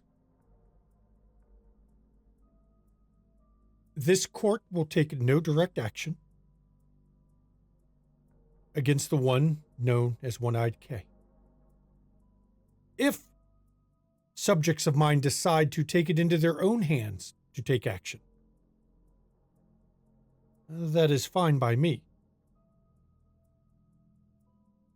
But this court will take no actions against him. Why?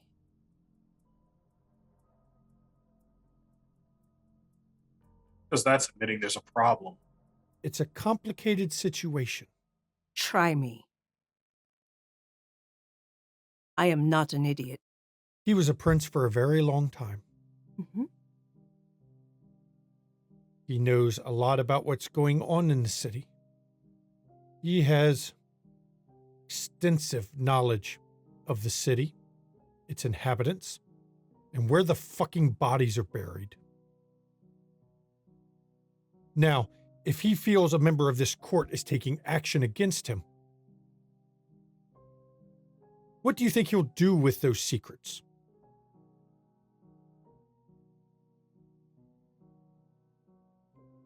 Now, let's just say someone who came to the city after his time, who he has no info on, he has no dossiers on, he has no blackmail on, he has no evidence on, who was not in his files, decides to take a shot of him. Will he do anything to the city that he feels is his?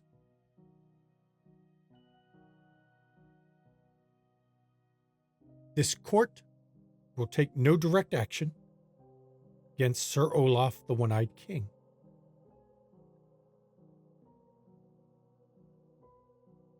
I do have a question, Prince Jackson. Earlier, you spoke of fleshing out enemies and those who don't necessarily see eye to eye. Those people also have knowledge of where the bodies are buried, I'm sure.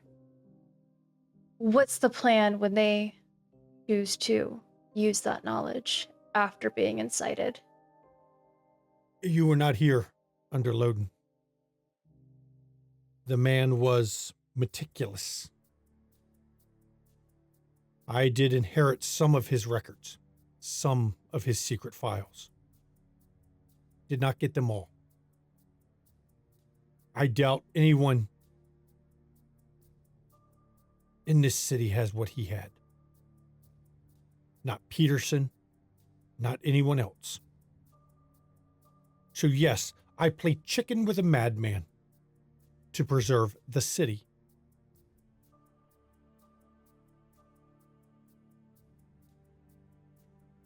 To preserve the economy of the city, which in some ways I think is more important to some people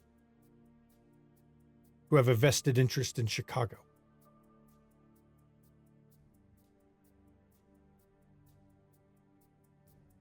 You can read between the lines with what I'm saying. Oh, of course. This court can take no direct action against him.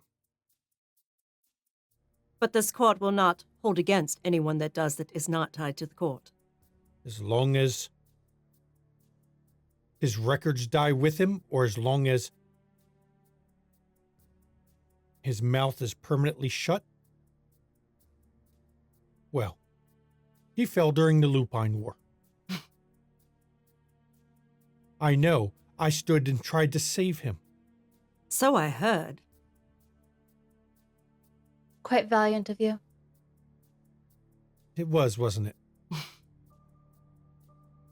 They don't call me the Paladin for nothing, do they? I know that nickname still goes on behind my back. Oh, it does. I heard they tell a dashing tale about it, me standing, using Loden's own sword, and putting myself between him and the Lupine and the Primogen. Funny that they picked Peterson after that night, Yes, indeed. but they never forgot.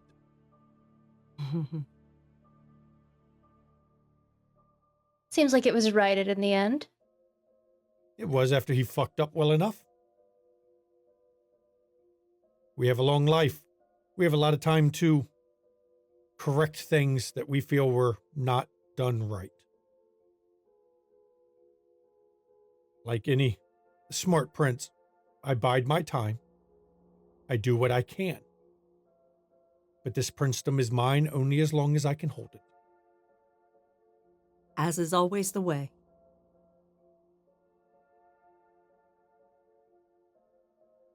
Exactly. I knew you would understand, Jackie. You know the demands that are placed on us by nature of the blood I do. and by nature of tradition, ancestry, legacy.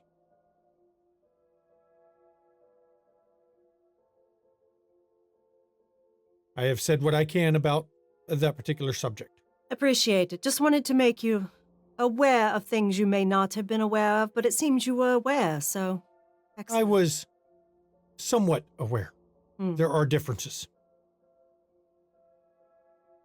Well, just so you know, in case you heard, there was a fire in the loop in Ventru domain a couple nights back. Yes, I have Damien investigating that. I do not enjoy firebombing inside Oh. Ventru domain. That No was the need. one-eyed king. Yes, I showed kindness to a homeless individual, and that night my my construction site was hit with a firebomb, Molotovs, I believe, is what the report told me. So, I'm glad that you said that it's possible to seek satisfaction, because yeah, that really kind of pissed me off. It sounds like you have a reason to go after the one-eyed king and end his rule. Yeah. Unfortunately, he's going to meet with another creature with claws, and he's not going to have an individual with a sword standing over him this time.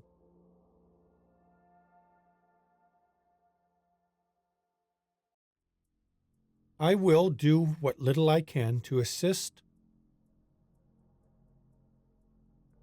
in you resolving the stain that was placed upon Clan Ventru by an attack in our domain. That is the best I can give you. I appreciate that. Thank you, Prince.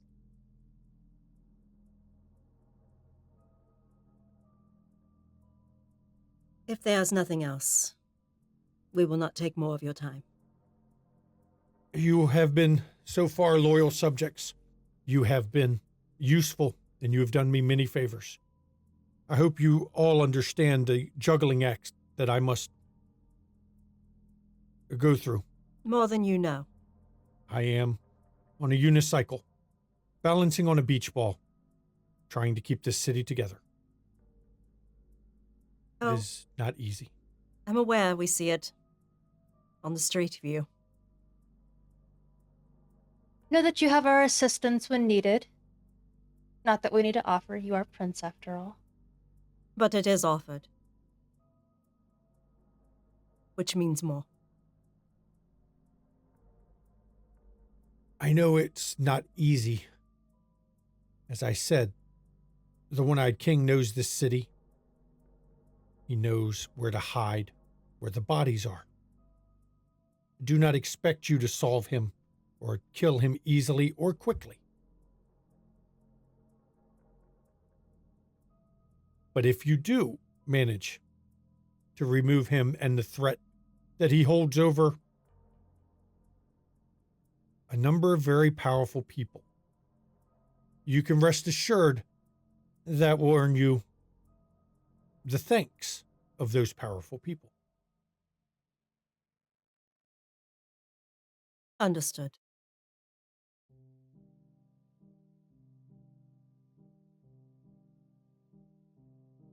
You are dismissed. Have a good evening. And she does a small bow to him. Thank you, Prince. And turns and leaves. And as you turn to leave, you see him he walks past the fountain and starts heading a different direction. You don't know what he's heading towards because you've never had a reason to be at the conservatory. Mm-hmm. But the whole time you're leaving, Isabella, you can feel something. I mean, you still have the hairs on the back of your neck. And Jenny and Jackie now, because you both have Sense the Beast, you both feel it.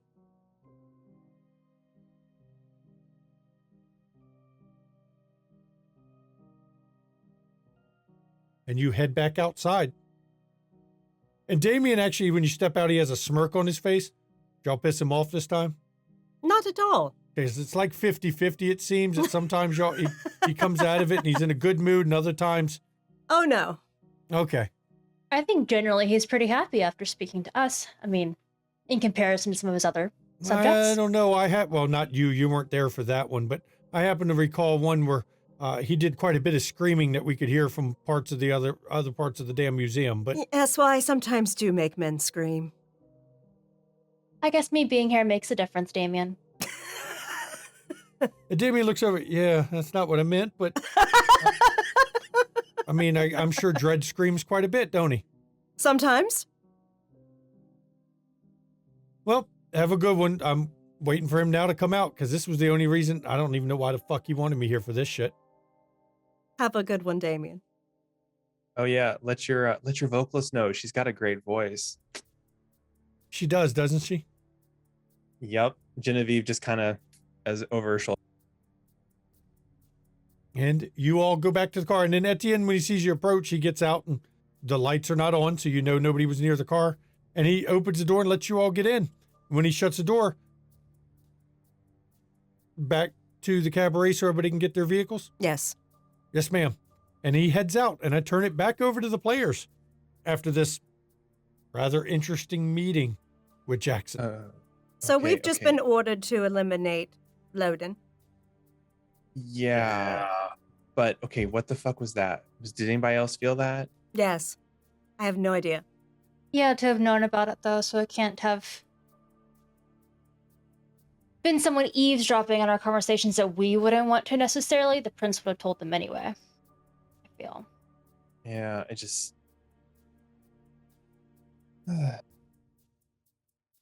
Probably who the prince went to talk to. Didn't leave immediately. I think it was Victor. Probably. Yeah, the problem is that I don't usually get the willies like that, as it were, unless it's something that means me harm. So whatever it was not viewing us favorably. And I understand Victor's a massive dick and does not view us favorably, but I don't know if Victor could put off the amount of hate necessary, as it were, or wanting to do harm. I mean, maybe he could. Seems kind of, I don't know. Maybe Jackson's invested in a guard dog of sorts. Possibly. It's just something to keep in the back of our heads, I guess. So that basically boiled down to we're not doing anything about it because that would be admitting there's a problem. But if you guys take care of it. I am curious to see what's in the files. The problem is if the files are all up here, possibly, then You can't crack that nut. I already told you, you get dibs after me. So No, I'm not saying that. I am saying that he not only is he mad, he is vengeful. We are built for strength, for endurance, for protecting ourselves. We are built for protecting not just our bodies, but our minds as well. I mean, There's a reason I do what I do. I can keep secrets locked up tight. Prince Jackson said that he was able to read or access. I mean, to me, that seems that there might be something physical, or at least something that we could access without Loden's permission. Or True. his mind. Whatever's left of it. It's a good call. Good call. I totally forgot about that. So I was too busy just thinking about pummeling the fucking shit out of him. So not the prince, Loden. Sorry. At the very least, it'd be worth investigating a little bit. If enough people want those secrets kept secret, quite a bit of leverage for us. That's a good point.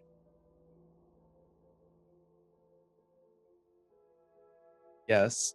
Just remember, when people know you have leverage against them, it puts a target on your back. So then they look to get rid of you because then the leverage goes away as well. So Whatever do you mean, Ginny? We're obviously going to destroy the files. yes, no, I just meant that, just don't tip your hand and say, oh God, by the way, you really want to do this because I know where the stuff is. Because then they're going to be like, oh, and then you're dead before you leave the room. So Hey, Jenny, she's not new Hmm? at this. I didn't say, look, it's the old mob thing. Sorry, it's the mobster thing. You didn't let them know if you knew anything, because if you let them know, then they killed you. So I'm just trying to be. There's a benefit to having these things as a backup, or B, use sparingly and discreetly. Typically for revenge purposes, in my mind, but you can use it for other things as well.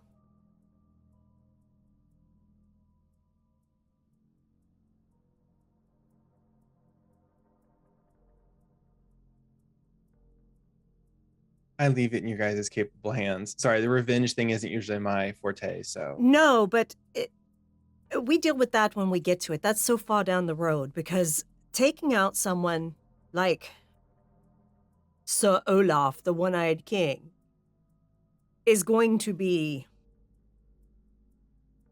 exceptionally tactical. It is going to be multi-phased. It is going to be utilizing every bit of assets we have available to do so. Because it is something that he has a standing army. I tried to impact that as much as I could with Capone and his organization, hoping that he would take some losses and then Waneka could come in and take care of him. But I don't see Waneka moving to take care of him, so I don't know what the fuck Waneka's doing. So, I guess speaking of that, I have obviously never fully consumed another kindred, but I have heard that sometimes the voices remain. They do. Those who have left. Is there any way that you could get information from him regarding Loden? I don't know. She speaks in her mind. Up for some questions? It doesn't answer because it only seems to answer as you get hungrier. Though, from what you've heard so far of it, just like it mentioned with this place, it seems like your beast does have at least residual memories or bits and pieces of the one he was before. Much like Lamar has gotten quotes of, well, Bible verses that I'm pretty sure Lamar hasn't hungrier. memorized. Or actually, Lamar's beast quoted The Second Coming by Yeats that I know Lamar has not read. I'm now hungrier. Bitch, you think you're going to get shit from me? If you want to survive, yes. I am your survival now. I'm yours.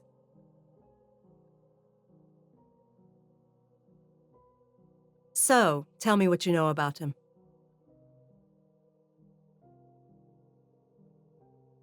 You fought him. How does he operate?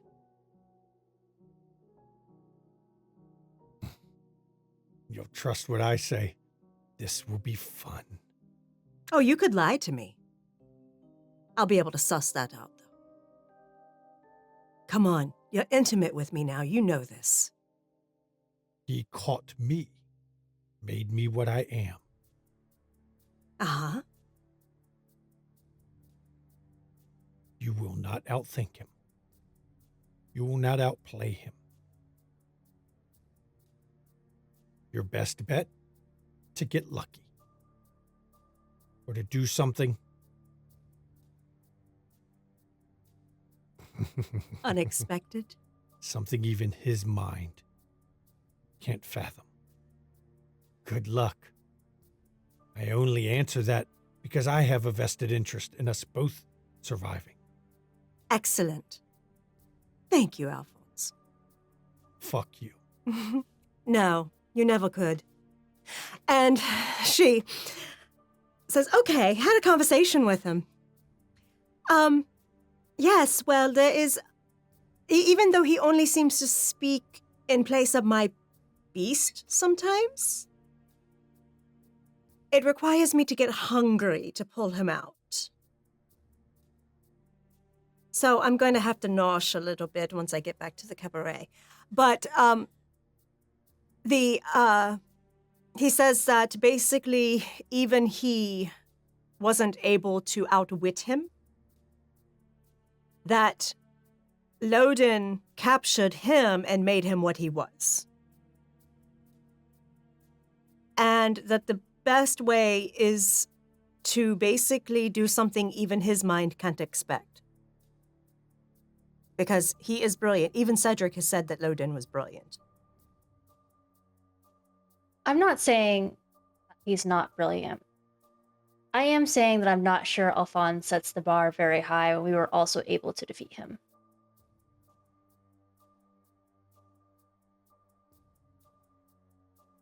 But we still have to be smart about it.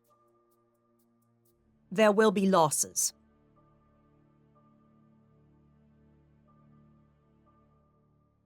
And we have to make sure that those losses are things we are willing to lose. We also need to make sure that we know what we're losing. Exactly.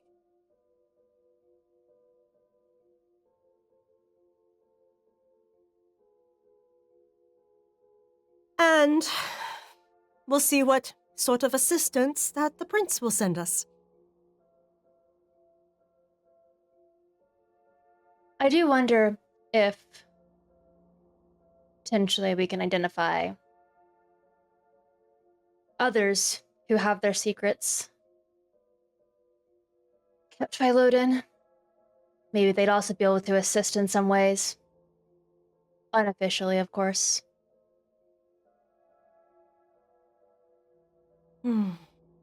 Yes. Yes.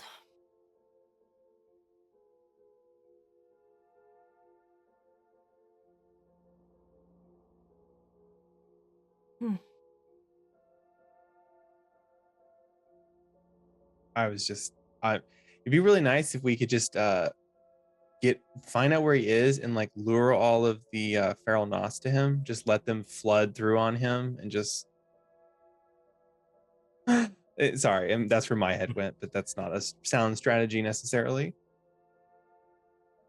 I mean, that would almost be great if he didn't have an entire group of people surrounding him that I'm sure he's absolutely willing to throw to the wolves to keep himself. Absolutely. But see, in my head, I'm thinking it's the whole two birds, one stone. We thin the feral Nos down or get rid of them. We thin out his court and make it easier to get to him. But that's also would drive him to ground because he's suddenly limited, as it were. Like I said, it's the fantasy version of getting low, and it's not the real way of doing it. Let us bring up an interesting point, though, Jenny. What other way than to understand the point of someone with a cracked nut than to use someone else with a cracked nut? Would talking or interacting with potentially a feral Nos or someone else who is as unhinged, would they have insight into the mind of how Loden's mind works? Well, we're fresh out of Malkavian, so really, it's probably why the Nosferatu won't do it, because everybody thinks, I have a problem in the sewers. Let me throw a Nosferatu or a 10 at it. And they don't care what happens to said Nosferatu. Well, I do care. I wasn't referring to sending a Nos in alone, just more to have someone help identify ideas and come up with a plan that potentially Loden wouldn't be able to predict.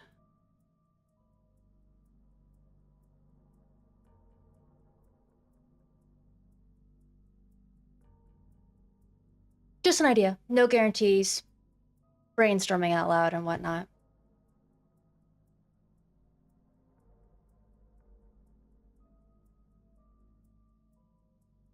Well, we are here. We will think on it. Let's mull it over. We have time. It's kind of like my, vengeance pact with going after Tally one day. I have lots of time. Etienne, after he pulls in the garage, he gets out, opens the door. Ma'am, Yes. it's Sunday. I know we're already closed, so Peter, please make sure you keep an eye on Jackie while her and Lamar speak. Please. I'm going to go and do a circuit around the building and check things out, ma'am. Okay. Thank you. And Etienne goes, and Lamar and Jackie head off to our office. Now, Isabella and Jenny. Actually, let's do Lamar and Jackie first, and we'll come back to Isabella and Jenny. So the two of you head back, and Peter is already just inside the door, and he gets the door for Jackie and holds it open for her and Lamar to come through. And yeah, it's closed. The place, all this table, or all the chairs are on the table. The ones that can be, because a lot of them are big padded chairs that don't quite work that way. And you walk back, and he stands at Etienne's usual place at the entry to the hallway as you and Jackie She head turns down. on her office light and there you go, Lamar, sit down. Lamar will go ahead and sit down. So, Jackie, I know that you have a friend on the force I do. that you two trade favors now and again. Yes. Do you trust this guy to do a good job? Yes. A better than good job, let's Yes, say. I do.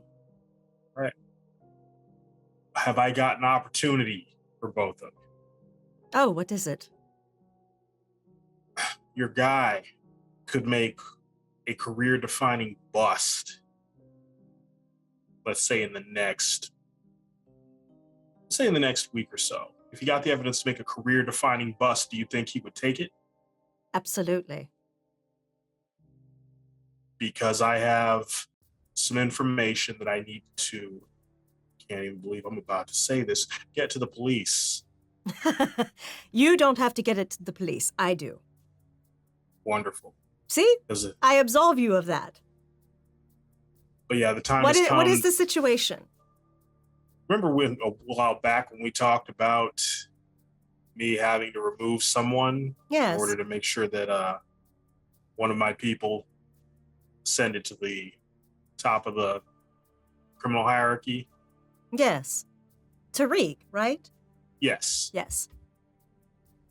Well, that time has come, Oh, excellent.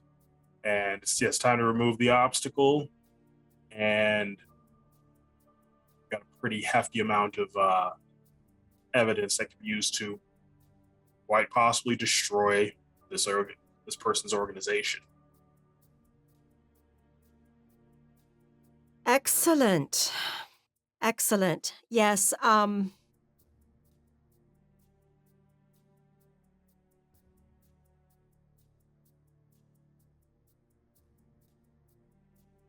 provide me the lead on where they can find the evidence. It'll be anonymous, of course. And I will make sure my police contact gets the credit for the case. Wonderful, wonderful. And Lamar will actually take out a piece of paper. He will write down an address, and he'll slide that over to Jackie across the table. She takes it. All right, I'll give him a call. Yeah, they've got to strike quick though, because if these people have any idea that the cops are even looking in their direction, Mhm. they'll vanish all the evidence out of that location, and yeah, this is probably the best chance that they're going to get to really make a dent in this. I will call him as soon as he's back on shift. All right. and you might want to warn him. Bring as many cops as he can find. If they do catch him off guard, they are not going without a fight. There's a lot of lifers in there, a lot of guys who are not going to go back to prison if they can avoid it. I understand. I will advise him. You know how to do your job. I appreciate it, though. I appreciate it. Because yours is a different world than mine was. So, I appreciate it. Yeah, thank you, Jackie. Sorry, I'm just a little... All the stuff we've heard about tonight, whole Genghis coming back to town thing. Oh, that's happening. Yeah, Maldavis says he's coming back. Apparently, there was a falling out between him and Destiny, which makes me wonder what the hell he left her behind doing. And the Anarchs are already a shit show here, so I can only imagine the festival of fuckery they got going on out west. Well, if Genghis comes back and tries to start shit, I'll kill him too. I'm not worried about Genghis. I'm not worried about Genghis. I'm just the amount of people who just look at things and go, "Oh, just gonna let that happen," and clean up the mess afterwards.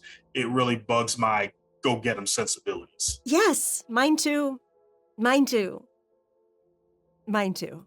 Because, it's like, okay, are you a prince or are you a fucking pawn?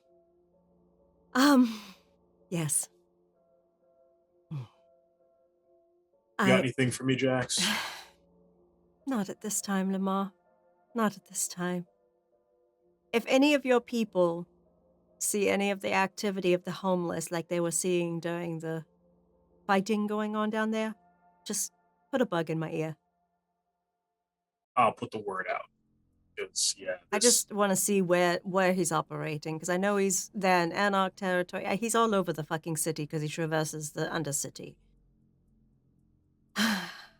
So I'm just trying to get whispers from wherever he's been spotted. One piercing blue eye.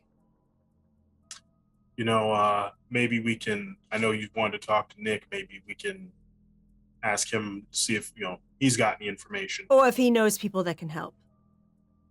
And I bet he does, and he'll be better off to ask the questions than we will. Absolutely. Absolutely. Yes, go ahead and tell him that I'll speak with him. So. Will do. Yes.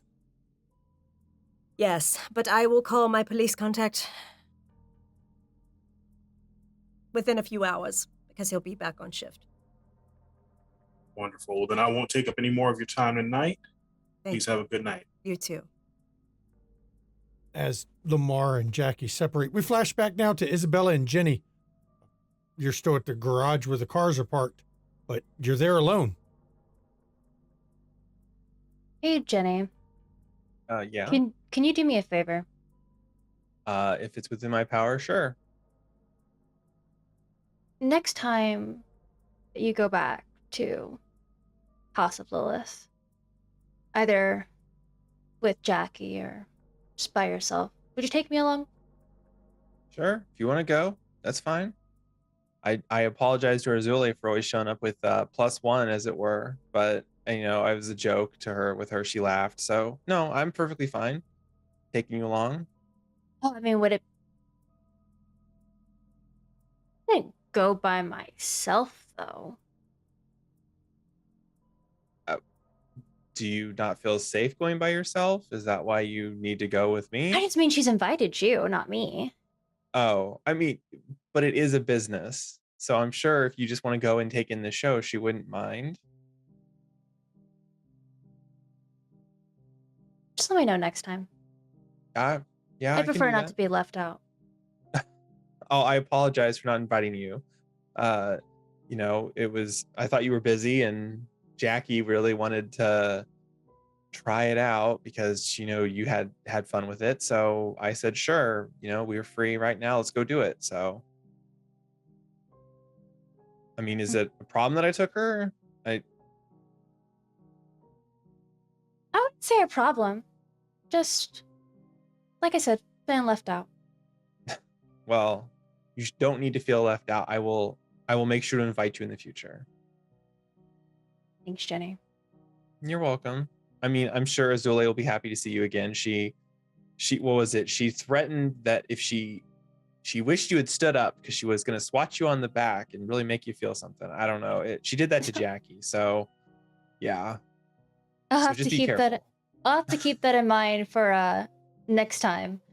Oh, going back for the seconds? Is that?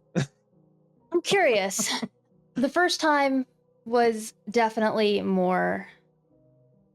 I mean, I didn't know what I was getting into. Mhm. And let's be honest, she didn't really tell me anything. Yeah. So you had to have the battle of wits. Yes. But now that I've been there, Jackie's been there, not to be so afraid about it.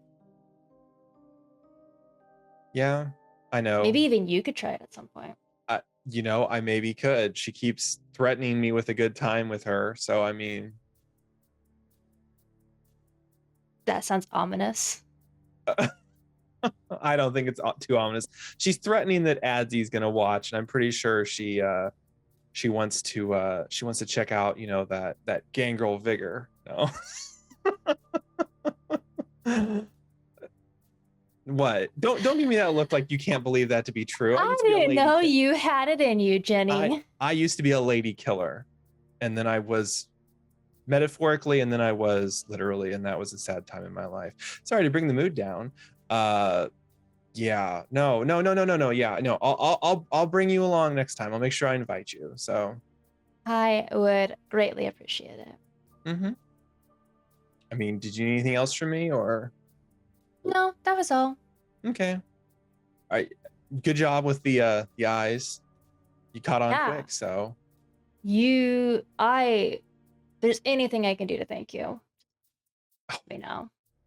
I will keep that in mind. But like I said, it was helping each of you in the coterie is important to me, and I wanted to be able to help where I can. So I'm obviously not good enough to be able to put all like the big puzzle pieces together for stuff, but if it involves me flying something, taking a hit, doing whatever I need to do, I'll do what I can for the coterie. So It's about this time, based on the timing of everything, that Lamar comes walking back into the garage. Ladies, Lamar. Hi, Lamar. glad to see y'all this evening as always. Oh yeah. Y'all need any help with anything before I head out?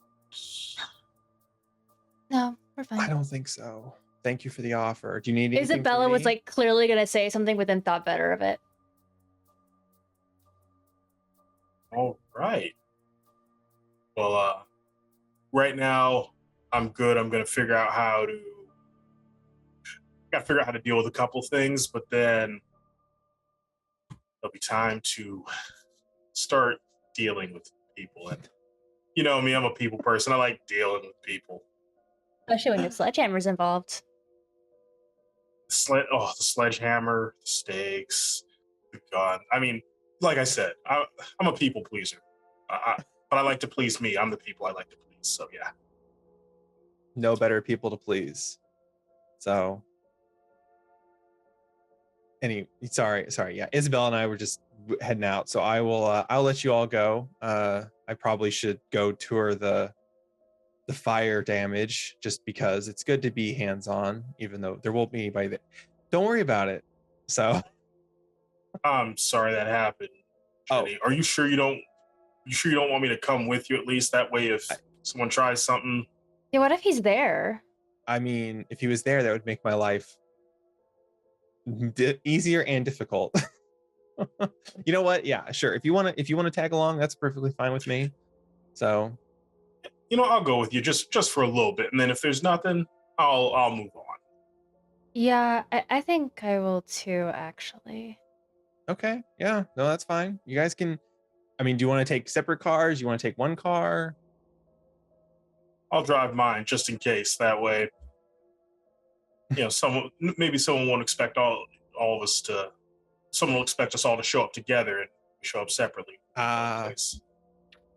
See, those are the kinds of things I need to start thinking about. So start, working on that community outreach projects. So, So as you all all right. head out, right here. Did Etienne find anything around her No, place? he didn't. Okay. It looks like it's been a quiet night. No graffiti. That's one of the things he's been on the lookout for. New graffiti, because, well, there's always a little here and there. But this right here is where we're going to end Season 7, Episode 7 of Windy City After Dark. And I'd like to thank my players and you, the viewers. The player vote. We've got 2 players out, but I'm telling you now, I'm going to give the player vote to everybody last week. I know some of the players didn't get to do their vote, one in particular, really. I mean, it's okay. Everyone gets the viewer vote this week, or the player vote. Please pop over our Discord. Vote on who you think. Or no, sorry. The players, read what the players vote. I am way off tonight. Jesus Christ. Y'all just threw me for a loop here with this last scenes. The players will vote on who they think it deserves XP, and you are free to comment on it, though, and give your own opinions. Please give us feedback on what you enjoyed. Yeah, because they We love love to hear that. it. Yes, they do. And of course, we try to do weekly Zoom hangouts when we can. The schedule right now has been killing Merlin and I, and one of the few nights we're not streaming, we're just kind of from streaming so often, running so many games and all that stuff. But trust me, we do Zoom hangouts, and we do non-stream community games at some points when we have room in our schedule. So pop over to Discord. We got a good community, good place to talk about the games. If you want to catch our back episodes, YouTube, right there in chat. We got our YouTubes for all the, I keep calling it the YouTubes. Wow. We've got our YouTube for all the back episodes. We've got a lot of World of Darkness, but we've also got non-World of Darkness. And I do highly recommend the Monster Hearts game, because that was actually a pretty damn good stream run by, well, my wife was the GM of that one. So Monster Hearts was pretty damn good, but we got a little bit of everything. But if you want Call of Cthulhu or D&D, Ishvel's channel does that. Pop over there. If you want to catch some amazing content creators, can't even talk, creators, check out our list of friends there. Mischievous Red and the Ivy Raven, they both stream on their channels, and you can go hang out with them too.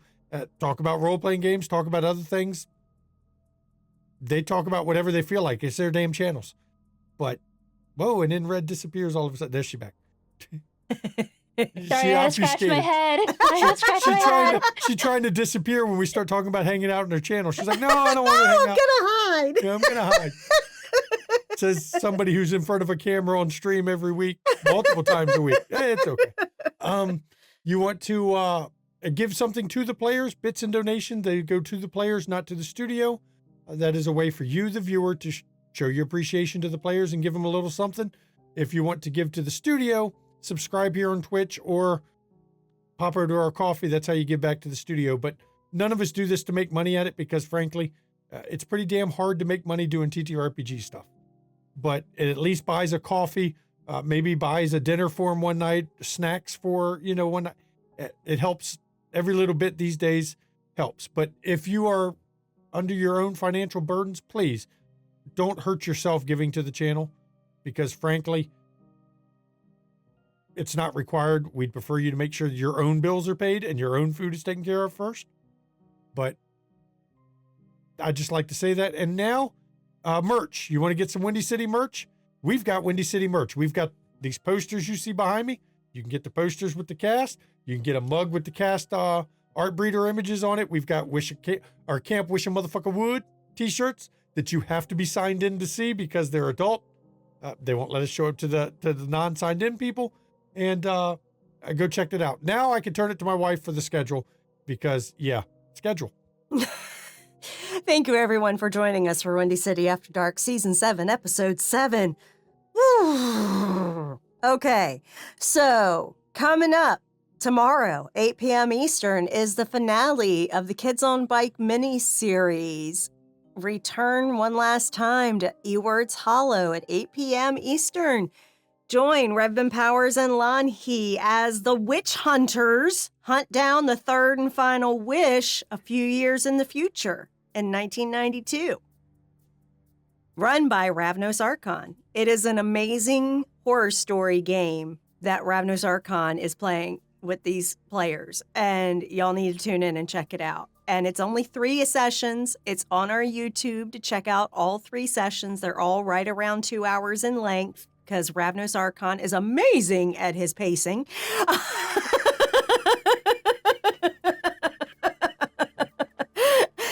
And you're going to need to check that out because it's really a good story.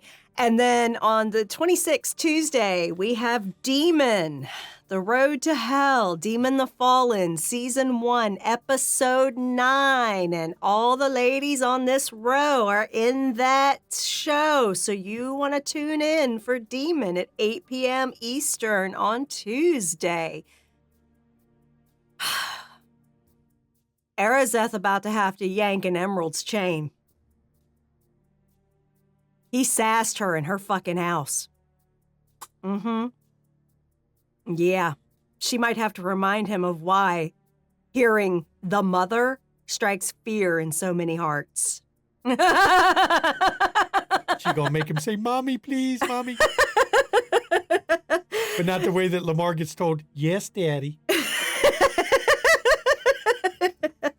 So join us 8 p.m. Eastern on Tuesday for that. And then on Friday, we are going to be returning to Arrakis for Dune TTRPG run by Ravnos Archon. It has Shanky and myself as players with Juni Von Esch and Alexian Skylark.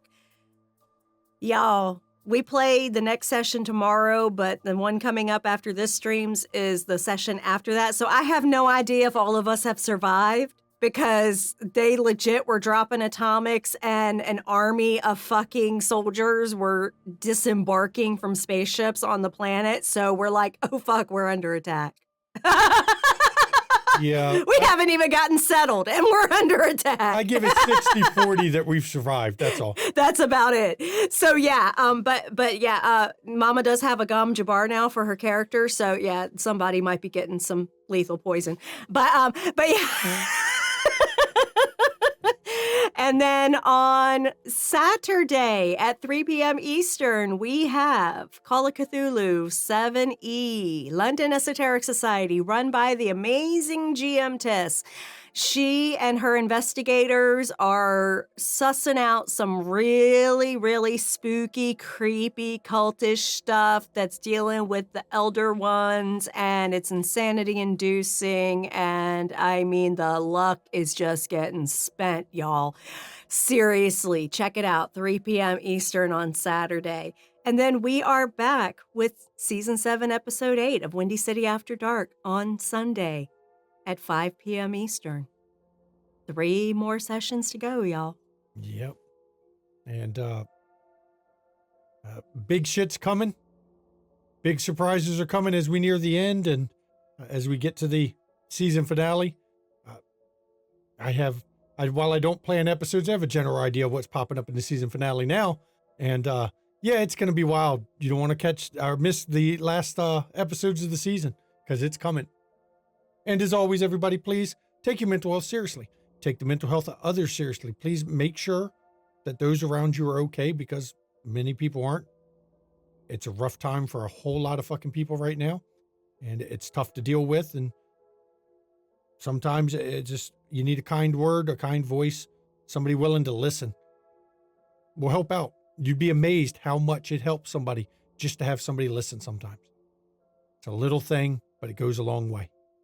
And if you do suffer from mental health issues, first of all, it's okay to not be okay.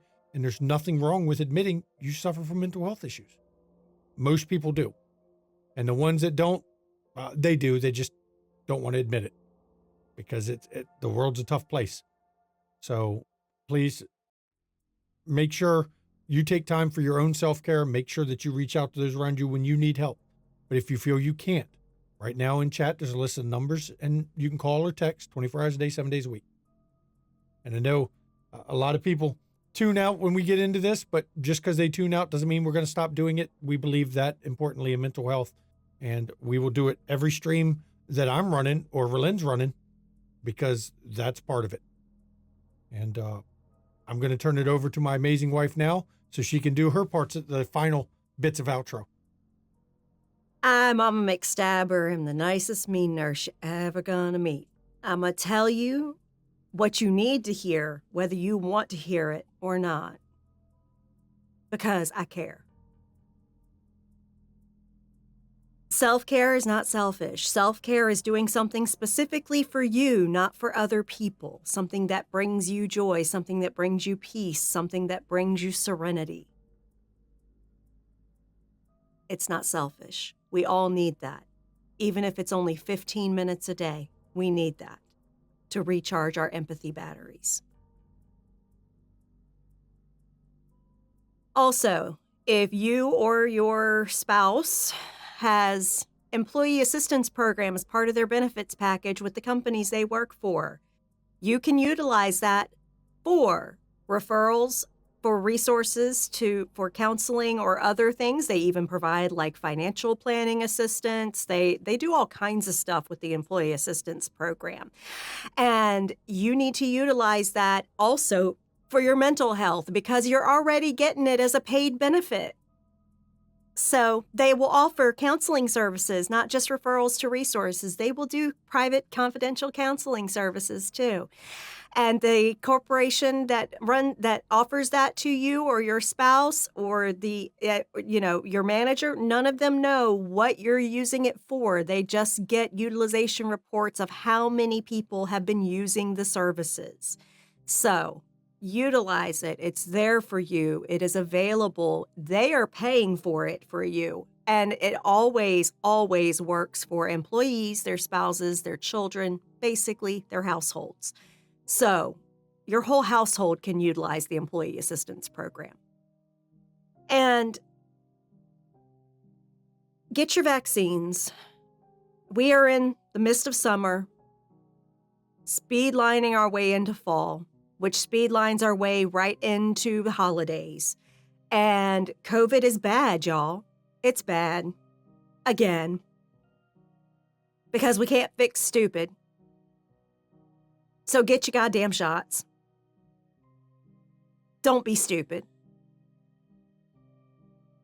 Also, things like polio are making a comeback, so make sure your general vaccines are up to date. U.S. reported its first case since 2013 of polio confirmed in the country. Yep. So it's making a resurgence, y'all, because people are stupid. So let's make sure we're all vaccinated up so that we can survive and protect those around us, please. And reproductive health and contraception is vital. Bodily autonomy is a human right.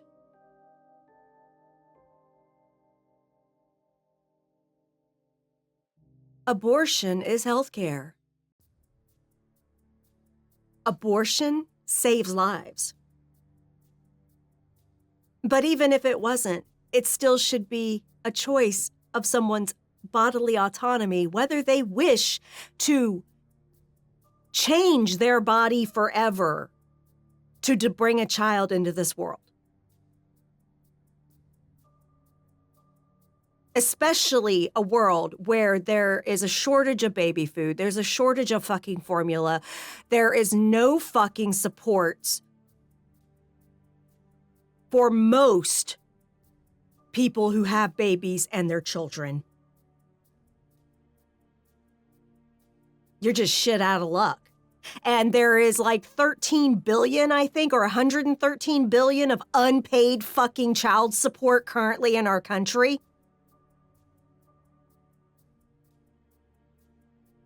If you're pro-life, you're pro-control, you're pro-rapist rights, you are pro-forced birth, you are not pro-life.